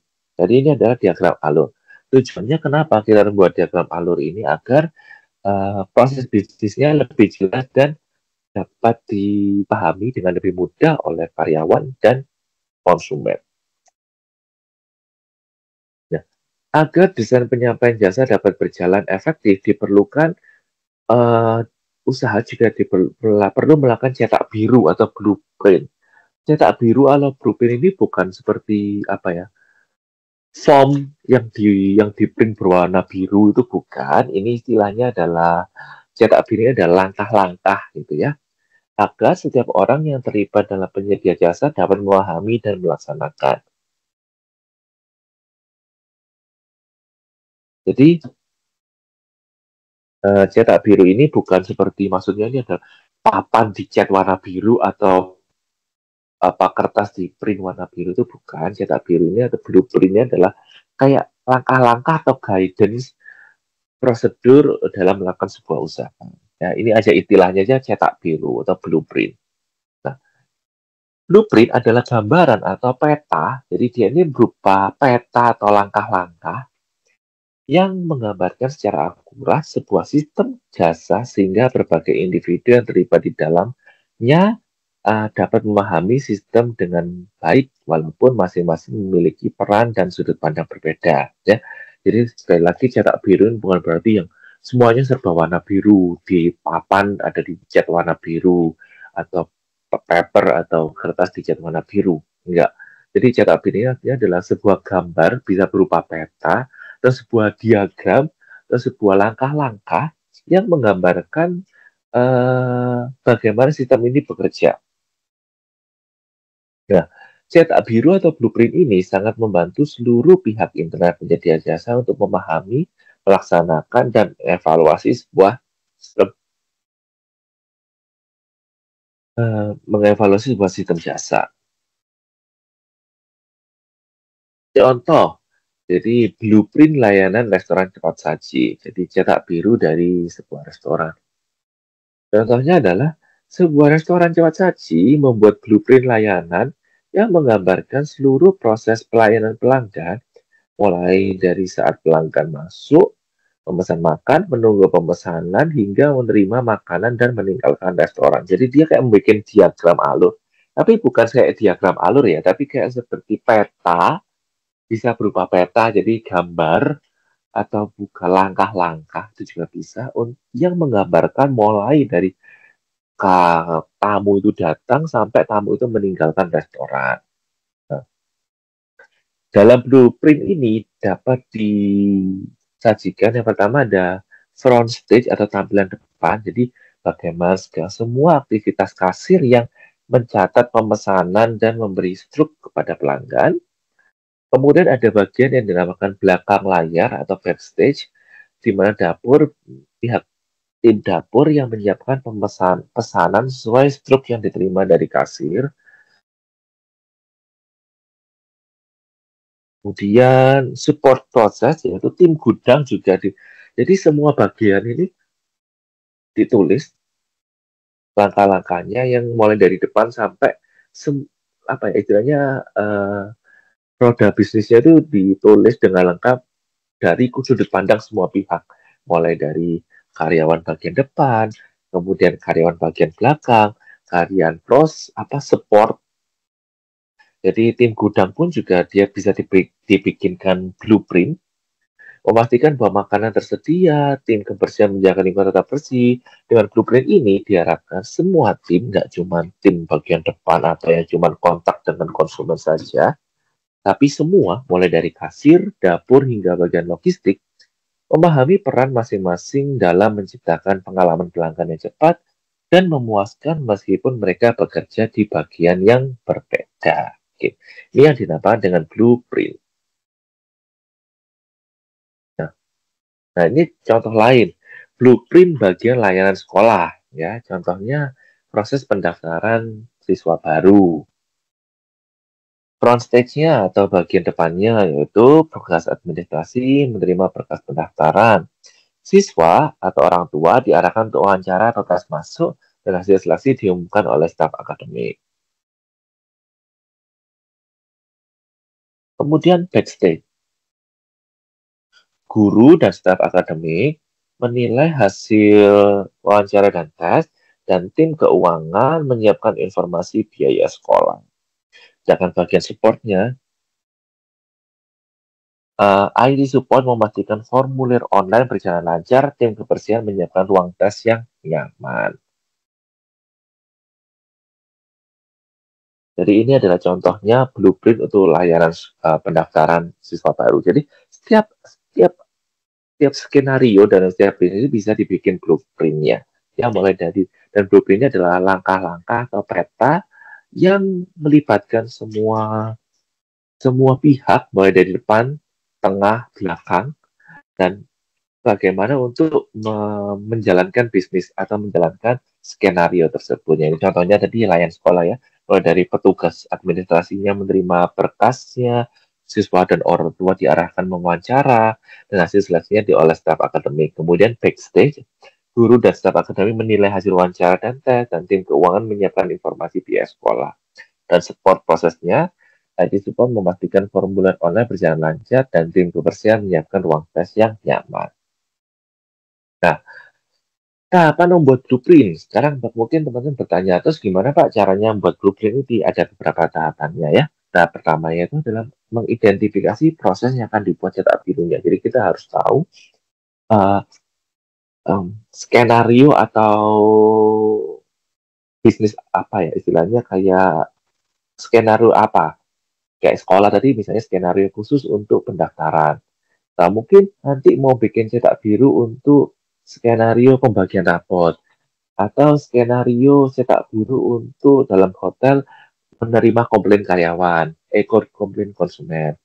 Cetak biru hotel ketika konsumen ingin menggunakan jasa laundry hotel. Jadi cetak biru ini bisa digunakan untuk setiap perbagian, per skenario, tapi dia harus melibatkan semua karyawan yang terlibat di dalamnya mulai dari depan sampai belakang. Jadi yang tahap pertama tadi kita kembali lagi mengidentifikasi proses yang tadi cetak biru. Kemudian tahap keduanya adalah mengidentifikasi konsumen atau segmen konsumennya seperti apa. Yang ketiga adalah memetakan proses dari sudut pandang konsumen.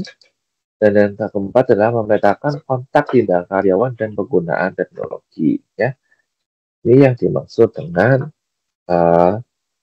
ini di cara-cara dalam melakukan ini, membuat blueprint atau cetak biru. Masih ada tahap 5 dan tahap 6. Tahap 5-nya menghubungkan aktivitas yang diperlukan untuk mendukung fungsi, dan tahap 6-nya menambahkan fasilitas pelayanan pada setiap langkah kegiatan konsumen. Oke, sampai sini yang ditanyakan.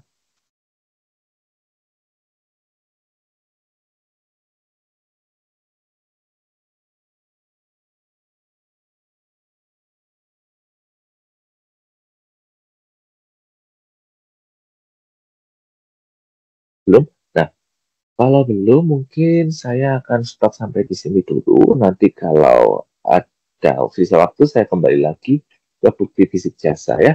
Saya stop di sini dulu. Saya lanjutkan ke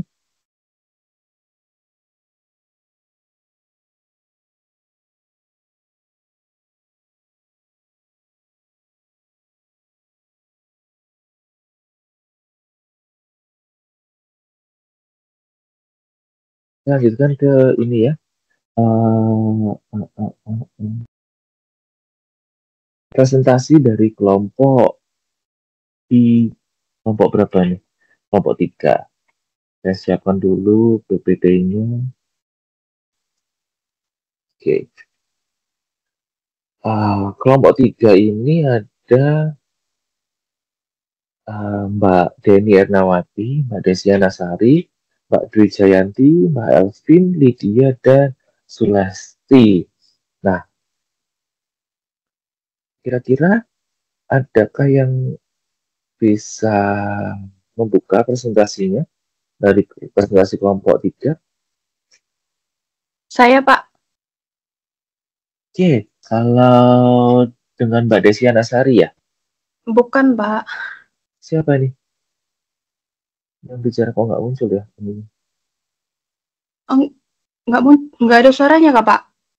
Oh, ada. Oh, Mbak Deni. Oke, Mbak Deni Ernawati. Enggak, biasanya kalau di tim kan yang ngomong nih kotaknya jadi warna ungu gitu. Mbak Deni Ernawati ya. Oke, Iya, Pak.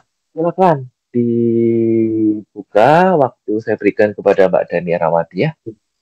Iya, Pak. Makasih. Selamat pagi semuanya buat teman-teman dan Bapak Aditya. Di sini saya mewakili kelompok 3 untuk mempresentasikan pemasaran jasa yang berjudul menyeimbangkan permintaan dan penawaran. Lanjut, Pak. Oke, nah, bisa terlihat Wah, penuh ya. berantakan. Hmm, Ini kegiatan belajar 1, keterbatasan kapasitas. A. Fluktuasi kapasitas produksi. Mengacu pada perubahan dalam jumlah output yang dapat dihasilkan oleh suatu perusahaan dalam periode tertentu. Perubahan ini bisa disebabkan oleh berbagai faktor seperti permintaan pasar, ketersediaan bahan baku, efisiensi tenaga kerja, dan kondisi operasional. Nah, ini faktor penyebab kombinasi kapasitas dan permintaan ketidakmampuan menyimpan jasa pada sektor jasa. 1. Excess demand, yaitu kelebihan permintaan. Ini terjadi jika tingkat permintaan melebihi kapasitas maksimum. 2. Demand exceed optimum capacity, yaitu permintaan melebihi kapasitas optimum. Terus 3, demand and supply are balanced at the level optimal capacity, yaitu permintaan dan penawaran seimbang pada kapasitas optimal. Yang keempat, excess capacity, yaitu kelebihan penawaran, yaitu permintaan berada di bawah kapasitas optimal. Terus ini gambar, kalau kurang jelas teman-teman bisa lihat di modul masing-masing. Menurut Ciptono 2014, permintaan dibandingkan kapasitas berimplikasi pada 3 kondisi. Bisa dilihat itu situasi A, permintaan melebihi kapasitas. Situasi B, permintaan melebihi kapasitas optimum. Situasi C, kapasitas berlebihan. Dari tabel 5.1, kondisi permintaan dan kapasitas penyedia. Itu menurut Z. Lam, Mary, dan Daunay 2013 membagi 4 kuadran menunjukkan kondisi masing-masing penyedia jasa. Kalau kurang jelas bisa dilihat di model masing-masing, teman-teman. Oke. Lanjut, Pak.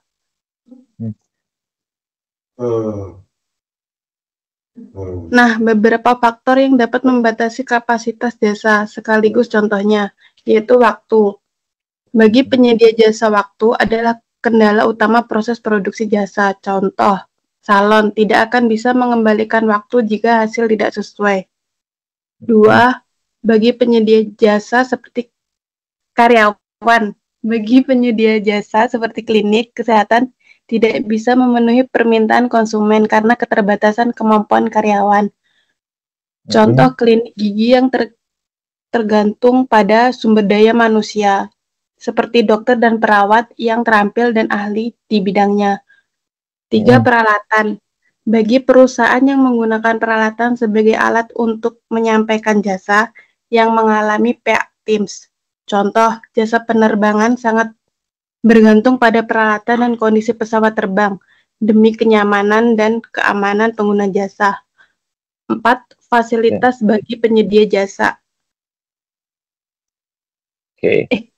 Bagi pesawat seperti restoran, pesawat terbang, hotel memiliki keterbatasan untuk memenuhi permintaan. Contoh jasa restoran. Kondisi ketika pihak Teams makan siang dan makan malam, maka kualitas layanan di restoran tidak dapat diberikan secara optimal. Sudah, Pak. Jadi ada waktu karyawan peralatan. Oke. Sudah selesai Mbak Dev. Sebentar. Apa? Iya, Mbak Devsi, Mbak Deni. Oh, udah selesai ya? Oke. Berikutnya ada Mbak, bentar ya saya dulu ya. Ada keterbatasan waktu, peralatan, karyawan, dan yang terakhir fasilitas ya. Gitu.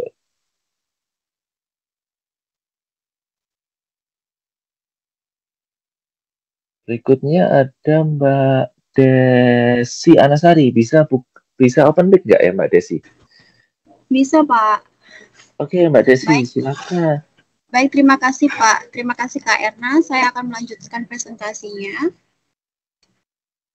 Selanjutnya adalah pola permintaan, merujuk pada bagaimana permintaan terhadap produk atau jasa berubah-ubah dalam periode waktu tertentu. Pola ini penting untuk menentukan strategi pemasaran yang tepat, kapan terjadinya permintaan bervariasi, dan mengapa konsumen membeli jasa. Meskipun fluktuasi permintaan pasar tidak mudah diidentifikasi secara umum, pola permintaan dibagi menjadi dua kelompok, yaitu permintaan yang dapat diprediksi dan permintaan yang tidak dapat diprediksi atau unpredictable. Menurut Zetong dan kawan-kawan, pada tahun 2013 menjelaskan beberapa pola permintaan. Yang pertama ada the charting of demand patterns, yang menggambarkan pola-pola permintaan dalam sebuah bagan. Langkah ini bertujuan untuk membantu perusahaan mengidentifikasi tren, fluktuasi, dan ketidakteraturan dalam permintaan pelanggan, agar bisa membuat keputusan strategi terkait kapasitas dan penawaran layanan. Penyedia perlu membuat jumlah permintaan dalam bagian periode tertentu, bisa harian, mingguan, atau bulanan, atau per jam, agar dapat memperkirakan pola permintaan tersebut. Dan yang kedua ada predictable cycles atau siklus yang dapat diprediksi. Permintaan yang sudah dibuat dalam bentuk bagan berdasarkan permintaan harian, bulanan, bahkan tahunan. Contohnya seperti yang pertama ada predictable cycle seasonal atau musiman, yaitu contohnya penjualan es yang meningkat saat musim panas. Dan yang kedua ada predictable cycles harian atau daily, yaitu restoran siap saji yang ramai pada jam makan siang dan makan malam. Yang ketiga ada predictable cycles weekly atau mingguan, yaitu tempat wisata dan bioskop yang ramai pada akhir pekan atau Sabtu dan Minggu. Yang keempat ada predictable cycles annual atau tahunan, yaitu permintaan tinggi untuk baju musim menjelang Ramadan. Baik, next. This one.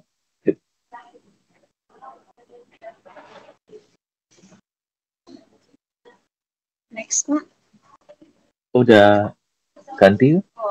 Oke, baik. Yang ketiga ada random demand fluctuation atau fluktuasi permintaan yang bersifat random. Permintaan jasa terkadang bersifat random yang sulit diprediksi, namun bisa juga diprediksi penyebabnya. Seperti perubahan cuaca dapat mempengaruhi permintaan jasa. Atau contoh lain seperti peningkatan permintaan masker secara tiba-tiba karena pandemi COVID-19 tahun kemarin. Dan yang keempat ada demand pattern by market segment atau pola permintaan pasar berdasarkan segmen pasar. Pola permintaan yang tercatat dengan baik dapat dipecah-pecah berdasarkan pasar seperti pendapatan, strata sosial, pekerjaan, dan umum. Contohnya seperti berdasarkan segmentasi berdasarkan usia, yaitu gadget atau smartphone, yang pola permintaannya yang remaja dan dewasa sekitar umur 17 sampai 30 tahun. Permintaannya yang tinggi terhadap gadget dengan fitur hiburan, kamera, dan media sosial. Dan untuk usia lanjut seperti 50 tahunan ke atas, permintaannya lebih rendah, cenderung memilih produk yang simple dan easy to use atau mudah digunakan.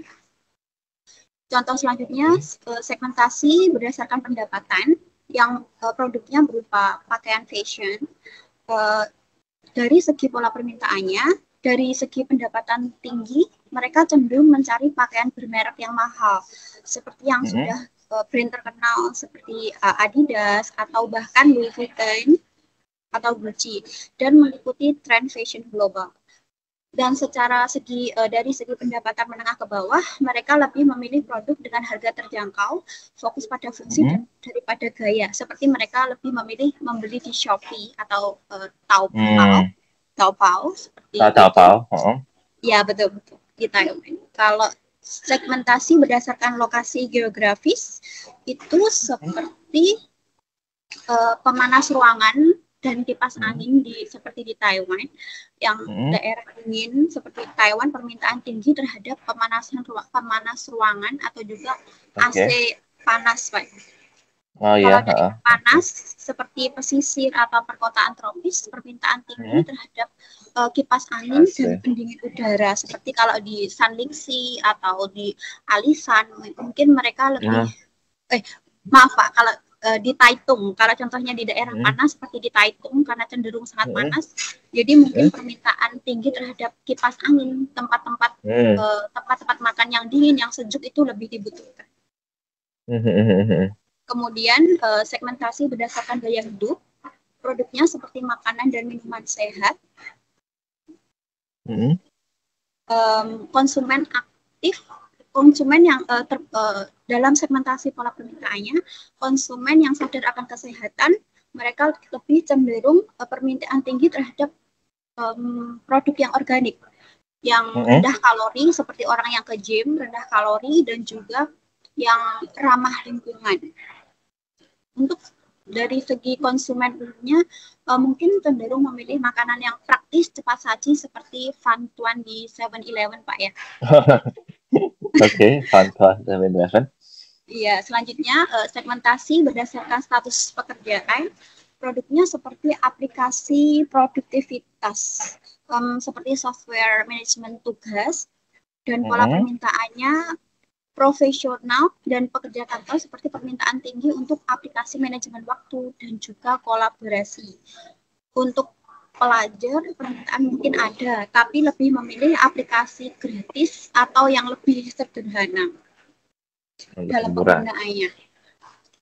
Seperti itu, Pak. Selanjutnya, kegiatan belajar 2, lanjut ke strategi menyeimbangkan kapasitas dan permintaan.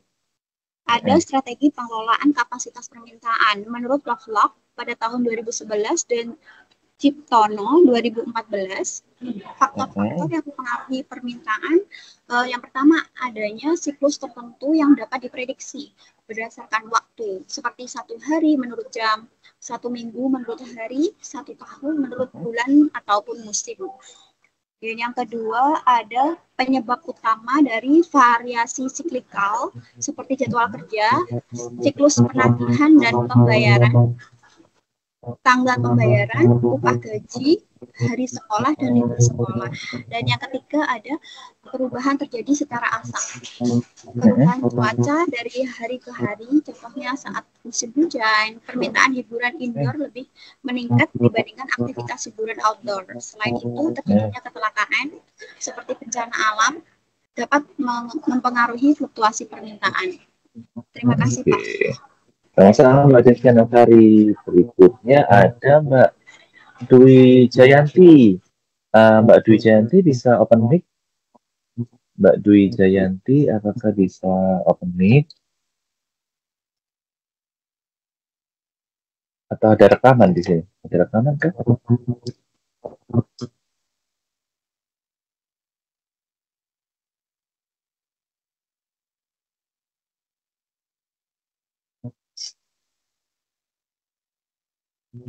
Mbak Dwi Jayantinya apa bisa open mic?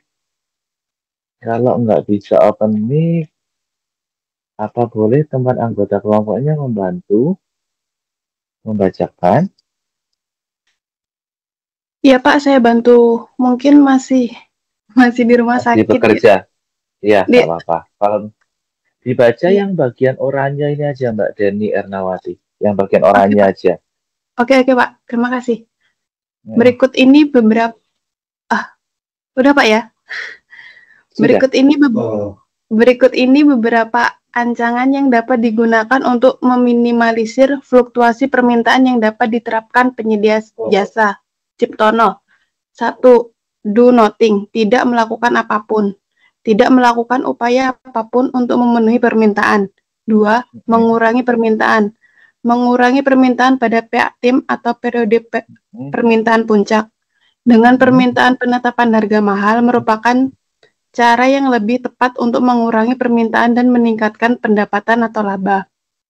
The marketing memiliki tujuan utama yaitu mempertahankan goodwill yang terdiri dari selective marketing, yaitu upaya mengurangi permintaan dari kelompok segmen yang kurang menguntungkan. General marketing, yaitu berusaha mengurangi permintaan keseluruhan secara temporer atau permanen dengan cara menaikkan harga dan mengurangi promosi, yaitu 1. Meningkatkan permintaan, 2. Menyimpan permintaan dengan sistem reservasi atau perjanjian, 3. Menyimpan permintaan dengan antrian normal, 4. Mengembangkan jasa komplementer pada waktu sibuk. Dan di sini tabel 5.2 strategi pengelolaan permintaan berdasarkan situasi kapasitas, teman-teman bisa lihat di modul masing-masing. Boleh bisa lihat sendiri ya di modul ya. Nah, berikutnya.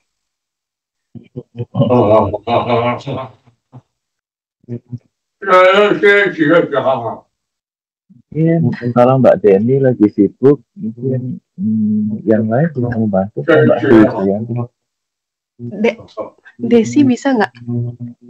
Bisa Pak. Bisa minta tolong Mbak Desi kalau misalnya Mbak Deni lagi sibuk ini ya dengan ini. Atau dibantu ya. Bagian orangnya aja yang dibaca. Baik Pak. Selanjutnya ada dari Ciptono pada tahun 2014 halaman 174 menjelaskan beberapa strategi untuk menyesuaikan kapasitas dan permintaan yang berfluktuasi. Yang pertama ada menggunakan karyawan paruh waktu, yang kedua menyewa berbagai fasilitas dan menyediakan peralatan tambahan, yang ketiga menjadwalkan aktivitas downtime selama permintaan rendah, yang keempat ada melakukan pelatihan silang atau cross training terhadap karyawan. Selanjutnya yang kelima ada meningkatkan partisipasi karyawan. Selanjutnya menurut Zettel, Mary, and Downey pada tahun 2013 menyarankan dua pendekatan untuk menyesuaikan permintaan dan penawaran bagi penyedia jasa yang mengalami keterbatasan dalam memahami pola permintaan. Yang pertama ada shifting demand to match capacity atau pergeseran permintaan untuk memenuhi kapasitas. Strategi ini menggeser permintaan konsumen pada waktu tertentu atau peak time, yaitu pada periode di mana permintaan melebihi kapasitas. Hal ini mempengaruhi penggunaan jasa pada periode permintaan rendah. Contohnya seperti penerbangan saat Natal dan Lebaran. Dan tiketnya pasti lebih mahal. Betul sekali. Karena akhir tahun ya. Untuk Mbak Elvin kayaknya ada rekamannya. Gak apa-apa. Jadi terima kasih ya Mbak Desi. Terima kasih Pak. Iya. Sekarang untuk bagian Mbak Elvin, saya putar rekamannya ya. Nah, kalau nggak ada suaranya, tolong diinformasikan. Beberapa cara yang dilakukan penyedia jasa untuk menyeimbangkan kapasitas dan permintaan, yaitu dapat dilakukan dengan cara yang pertama, mengedukasi konsumen, yaitu dengan cara memberikan informasi kapan waktu untuk menggunakan jasa pada saat permintaan rendah. Contohnya, PT PLN memberikan informasi waktu bahwa waktu yang tepat untuk melakukan pembayaran di atas tanggal 10 sampai tanggal 20 setiap bulannya. Yang kedua, menambah variasi bagaimana menggunakan fasilitas. Cara ini dilakukan dengan menawarkan fasilitas jasa untuk digunakan kebutuhan lain. Contohnya, seorang pengusaha bioskop menyewakan gedung pada hari Minggu pagi untuk kegiatan gereja. Yang ketiga, diferensiasi harga. Cara ini dilakukan dengan menawarkan harga lebih murah atau memberikan diskon pada waktu permintaan rendah. 2. Menyesuaikan permintaan. Pendekatan strategi kedua ini untuk menyesuaikan permintaan dan penawaran dengan melakukan penyesuaian terhadap kapasitas. Ide dasarnya yaitu dengan melakukan penyesuaian, meningkatkan dan menyesuaikan kapasitas untuk memenuhi permintaan konsumen. Menurut Zaitam tahun 2013, penyesuaian harga dapat dilakukan pada saat permintaan sangat tinggi atau demand too high dan pada saat permintaan terlalu rendah atau demand too low. Di sini disediakan tabel strategi menyesuaikan kapasitas untuk memenuhi permintaan. Teman-teman bisa baca sendiri, di mana di sini dijelaskan bahwa saat permintaan terlalu tinggi, penyesuaian kapasitas dapat dilakukan dengan berbagai cara. Yang pertama, menambah jam kerja karyawan. Cara ini biasanya dilakukan oleh penyedia jasa seperti hotel, tempat pariwisata, dan bank. Yang kedua, memperpanjang waktu pelayanan. Cara ini dilakukan untuk memenuhi permintaan konsumen. Contohnya, klinik kesehatan menambah jam pelayanan pada saat ada wabah flu dan diare. Yang ketiga, menambah fasilitas dan peralatan, yaitu dengan cara menambahkan kursi, meja, atau peralatan lain agar dapat menampung tingginya permintaan.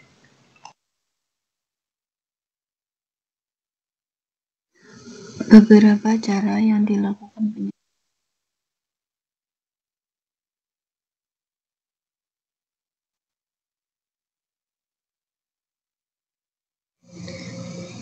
pada saat permintaan terlalu rendah, penyedia jasa dapat melakukan penyesuaian terhadap sumber daya yang dimiliki dengan beberapa cara. Yang pertama, menjadwalkan pemeliharaan fasilitas pada saat permintaan rendah. Cara ini untuk menghindari kerusakan fasilitas pada saat permintaan tinggi. Contohnya, pihak bank selalu melakukan upgrade software komputer setiap pada hari Minggu. Yang kedua, menjadwalkan pelatihan kepada karyawan. Cara ini untuk mencegah adanya karyawan yang menganggur pada saat permintaan rendah. Dan untuk yang ketiga, memodifikasi atau memindahkan fasilitas dan peralatan. Pada saat permintaan rendah, penyedia jasa mempunyai kesempatan untuk meredesain kembali beberapa fasilitas agar bisa mengantisipasi pada saat terjadi permintaan tinggi. B. Strategi antrian atau waiting line strategi, yaitu ketika permintaan dan kapasitas tidak dapat dipertemukan. Bagi konsumen, mengantri merupakan bagian dari konsekuensi yang harus dirasakan pada saat menggunakan jasa pada saat peak time. Hal ini terjadi karena penyedia jasa tidak mampu untuk mengelola kapasitas untuk secara tepat memenuhi permintaan konsumen. Contohnya, yaitu seorang pasien yang telah melakukan reservasi untuk bisa berobat ke dokter spesialis jantung dan terpaksa tidak mendapat giliran sesuai dengan nomor antrian karena tiba-tiba ada seorang pasien terkena serangan jantung yang harus ditangani oleh dokter terlebih dahulu.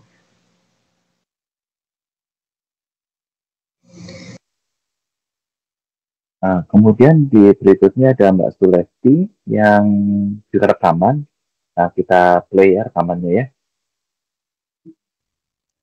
Menerapkan urutan operasional yang logis, penyedia jasa menganalisis proses operasional untuk menghilangkan kurangnya efisien. Jika memungkinkan, meredesain kembali sistem untuk memperpendek antrian yang memberikan pelayanan terbaik. Menurut Shetam dan kawan-kawan 2013 menjelaskan adanya konfigurasi yang digunakan penyedia jasa berdasarkan beberapa aspek, seperti multiple queue, single queue, dan take a number. Multiple queue atau antrian berganda, cara ini memungkinkan konsumen berpindah tempat ketika melihat ada tempat kosong, seperti yang terlihat di gambar ini.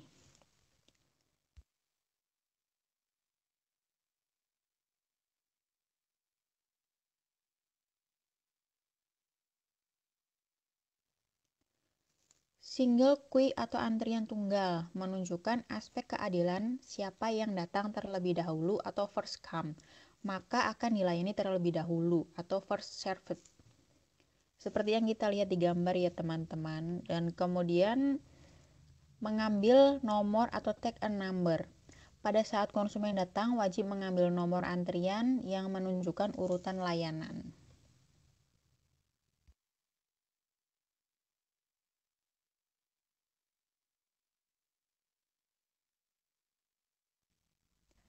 Contoh antrian menggunakan aplikasi komputer. 1. Konsumen menuju ke mesin antrian. 2. Konsumen mencari tempat duduk untuk menunggu panggilan. 3. Saat pemanggilan tiba. Contoh sistem antrian di sebuah apotek. Perbedaan beberapa layanan mengantri berdasarkan beberapa faktor. Konsumen penting. Konsumen yang mau membayar jasa dengan harga mahal. Tingkat kepentingannya pada situasi khusus konsumen diberlakukan secara khusus. Lamanya waktu transaksi dengan memberikan jalur antrian khusus. Menetapkan proses pemesanan. Sistem reservasi menjadi andalan penyedia jasa untuk menyebar permintaan jasa. Ide ini menjamin konsumen mendapatkan urutan yang sesuai pesanan. Jika konsumen tidak datang akan merugikan penyedia jasa. Karena sekarang sistem dari servers harus payment full price. Menciptakan suasana agar mengantri menjadi menyenangkan dengan menyediakan bahan bacaan, fasilitas televisi, kuesioner untuk kepuasan konsumen. Hal ini menciptakan suasana nyaman agar konsumen bisa berinteraksi sama konsumen lain.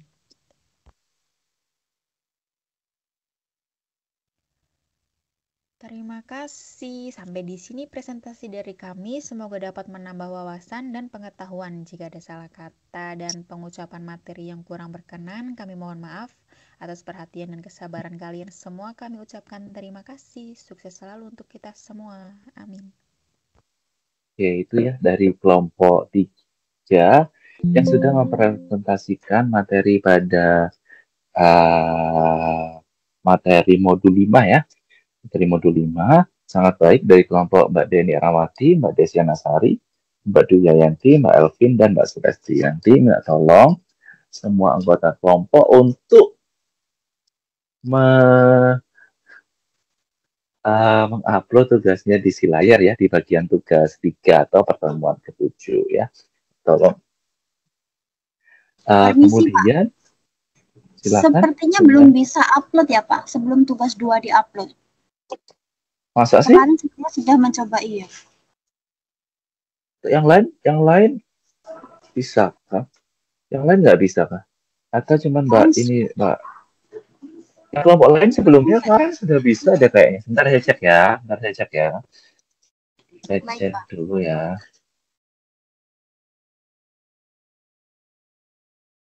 Bentar, saya cek dulu.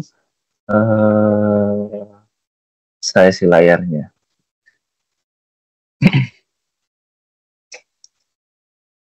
Kalau ini nggak ada masalah ya. Kalau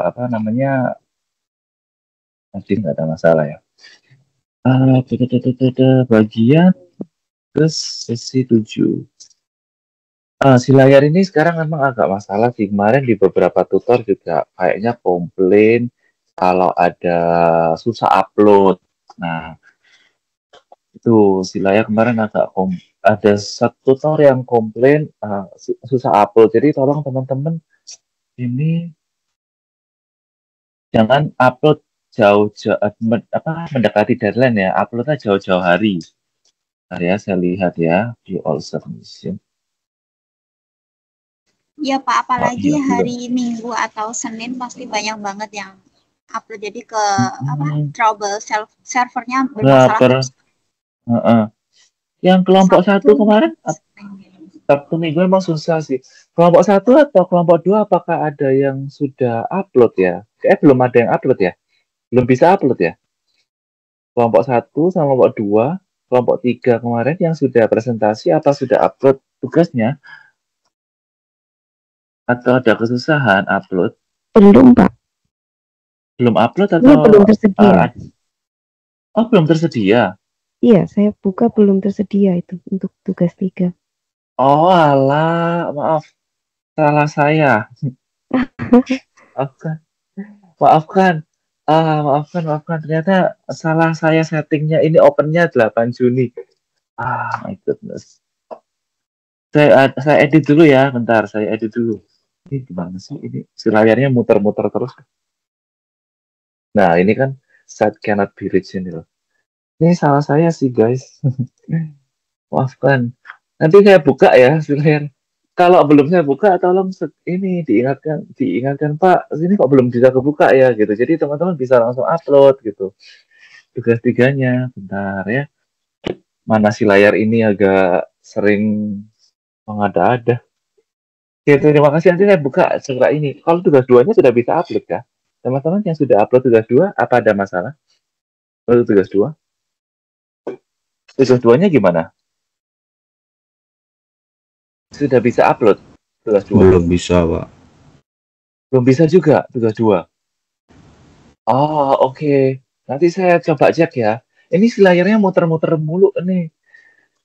Coba nanti saya cek. Kemarin saya dulu waktu untuk yang diskusi gimana? Diskusi. Kemarin saya sudah atur untuk ini loh. Loh, si layar ini agak bermasalah. Jadi agak susah. Anyhow, nanti saya cek, kemudian nanti segera bilang ya kalau misalnya Pak, diskusinya nggak bisa. Pak, tugas 2-nya belum bisa upload. Pak, tugas 3-nya bilang. Jadi segera bilang ke saya coba bantu cek. Oke? Kalau nggak bilang saya nggak tahu. Soalnya kemarin waktu pertemuan pertama itu saya sudah cek berkali-kali nggak ada masalah. Kayak sudah saya atur gitu ya. Oke. Terkait itu nanti saya coba hari ini ya. Ini masih si layarnya masih bermasalah. Kembali lagi ke presentasi dari kelompok berapa ya? Kelompok 3 di grup saya baru berikan 10 pertanyaan untuk kelompok 3. Mohon dijawab di grup sebelum pertemuan minggu depan. Oke? Nanti ada 10 pertanyaan dari yang ada untuk kelompok 3, ada 10 pertanyaan, tolong dijawab seperti kelompok lainnya di grup aja sebelum pertemuan minggu depan ya. Oke. Nanti untuk yang kelompok 4 tolong dikirimkan ke saya filenya sebelum hari H. Oke? Jangan dadak-dadak ya. Tolong di Sabtu atau hari Jumat tolong dikirim ke saya. Oke? Ini file presentasinya untuk kelompok 4. Oke? Ada yang ditanyakan saat ini sampai terkait dengan tugas? Tolong ya diingatkan saya kalau Pak saya nggak bisa upload apa namanya? Ini tugas Pak. Kalau tugas 1 udah lewat ya. Tugas 1 kan hari ini terakhir. Kemudian tugas 2 tolong yang belum bisa segera tanya saya. Tugas 3 juga saya bisa bantu buka. Kemudian ini diskusi ya. Kalau ada yang Pak diskusi ini kok nggak bisa, tolong segera lapor saya. Oke. Ada pertanyaan terkait dengan materi ini atau presentasi? Ada pertanyaan? Oke. Yang ditanyakan? Bisa disampaikan? Tidak ada ya? Kalau nggak ada mungkin saya coba akhiri saja pertemuan pada hari ini. Terima kasih atas partisipasinya. Sampai jumpa di pertemuan minggu depan. Tetap semangat untuk jam kedua. Oke? Terima kasih semuanya bisa live ya. Thank you semuanya. Terima kasih, Thank you, Pak. Pak. Terima kasih semuanya.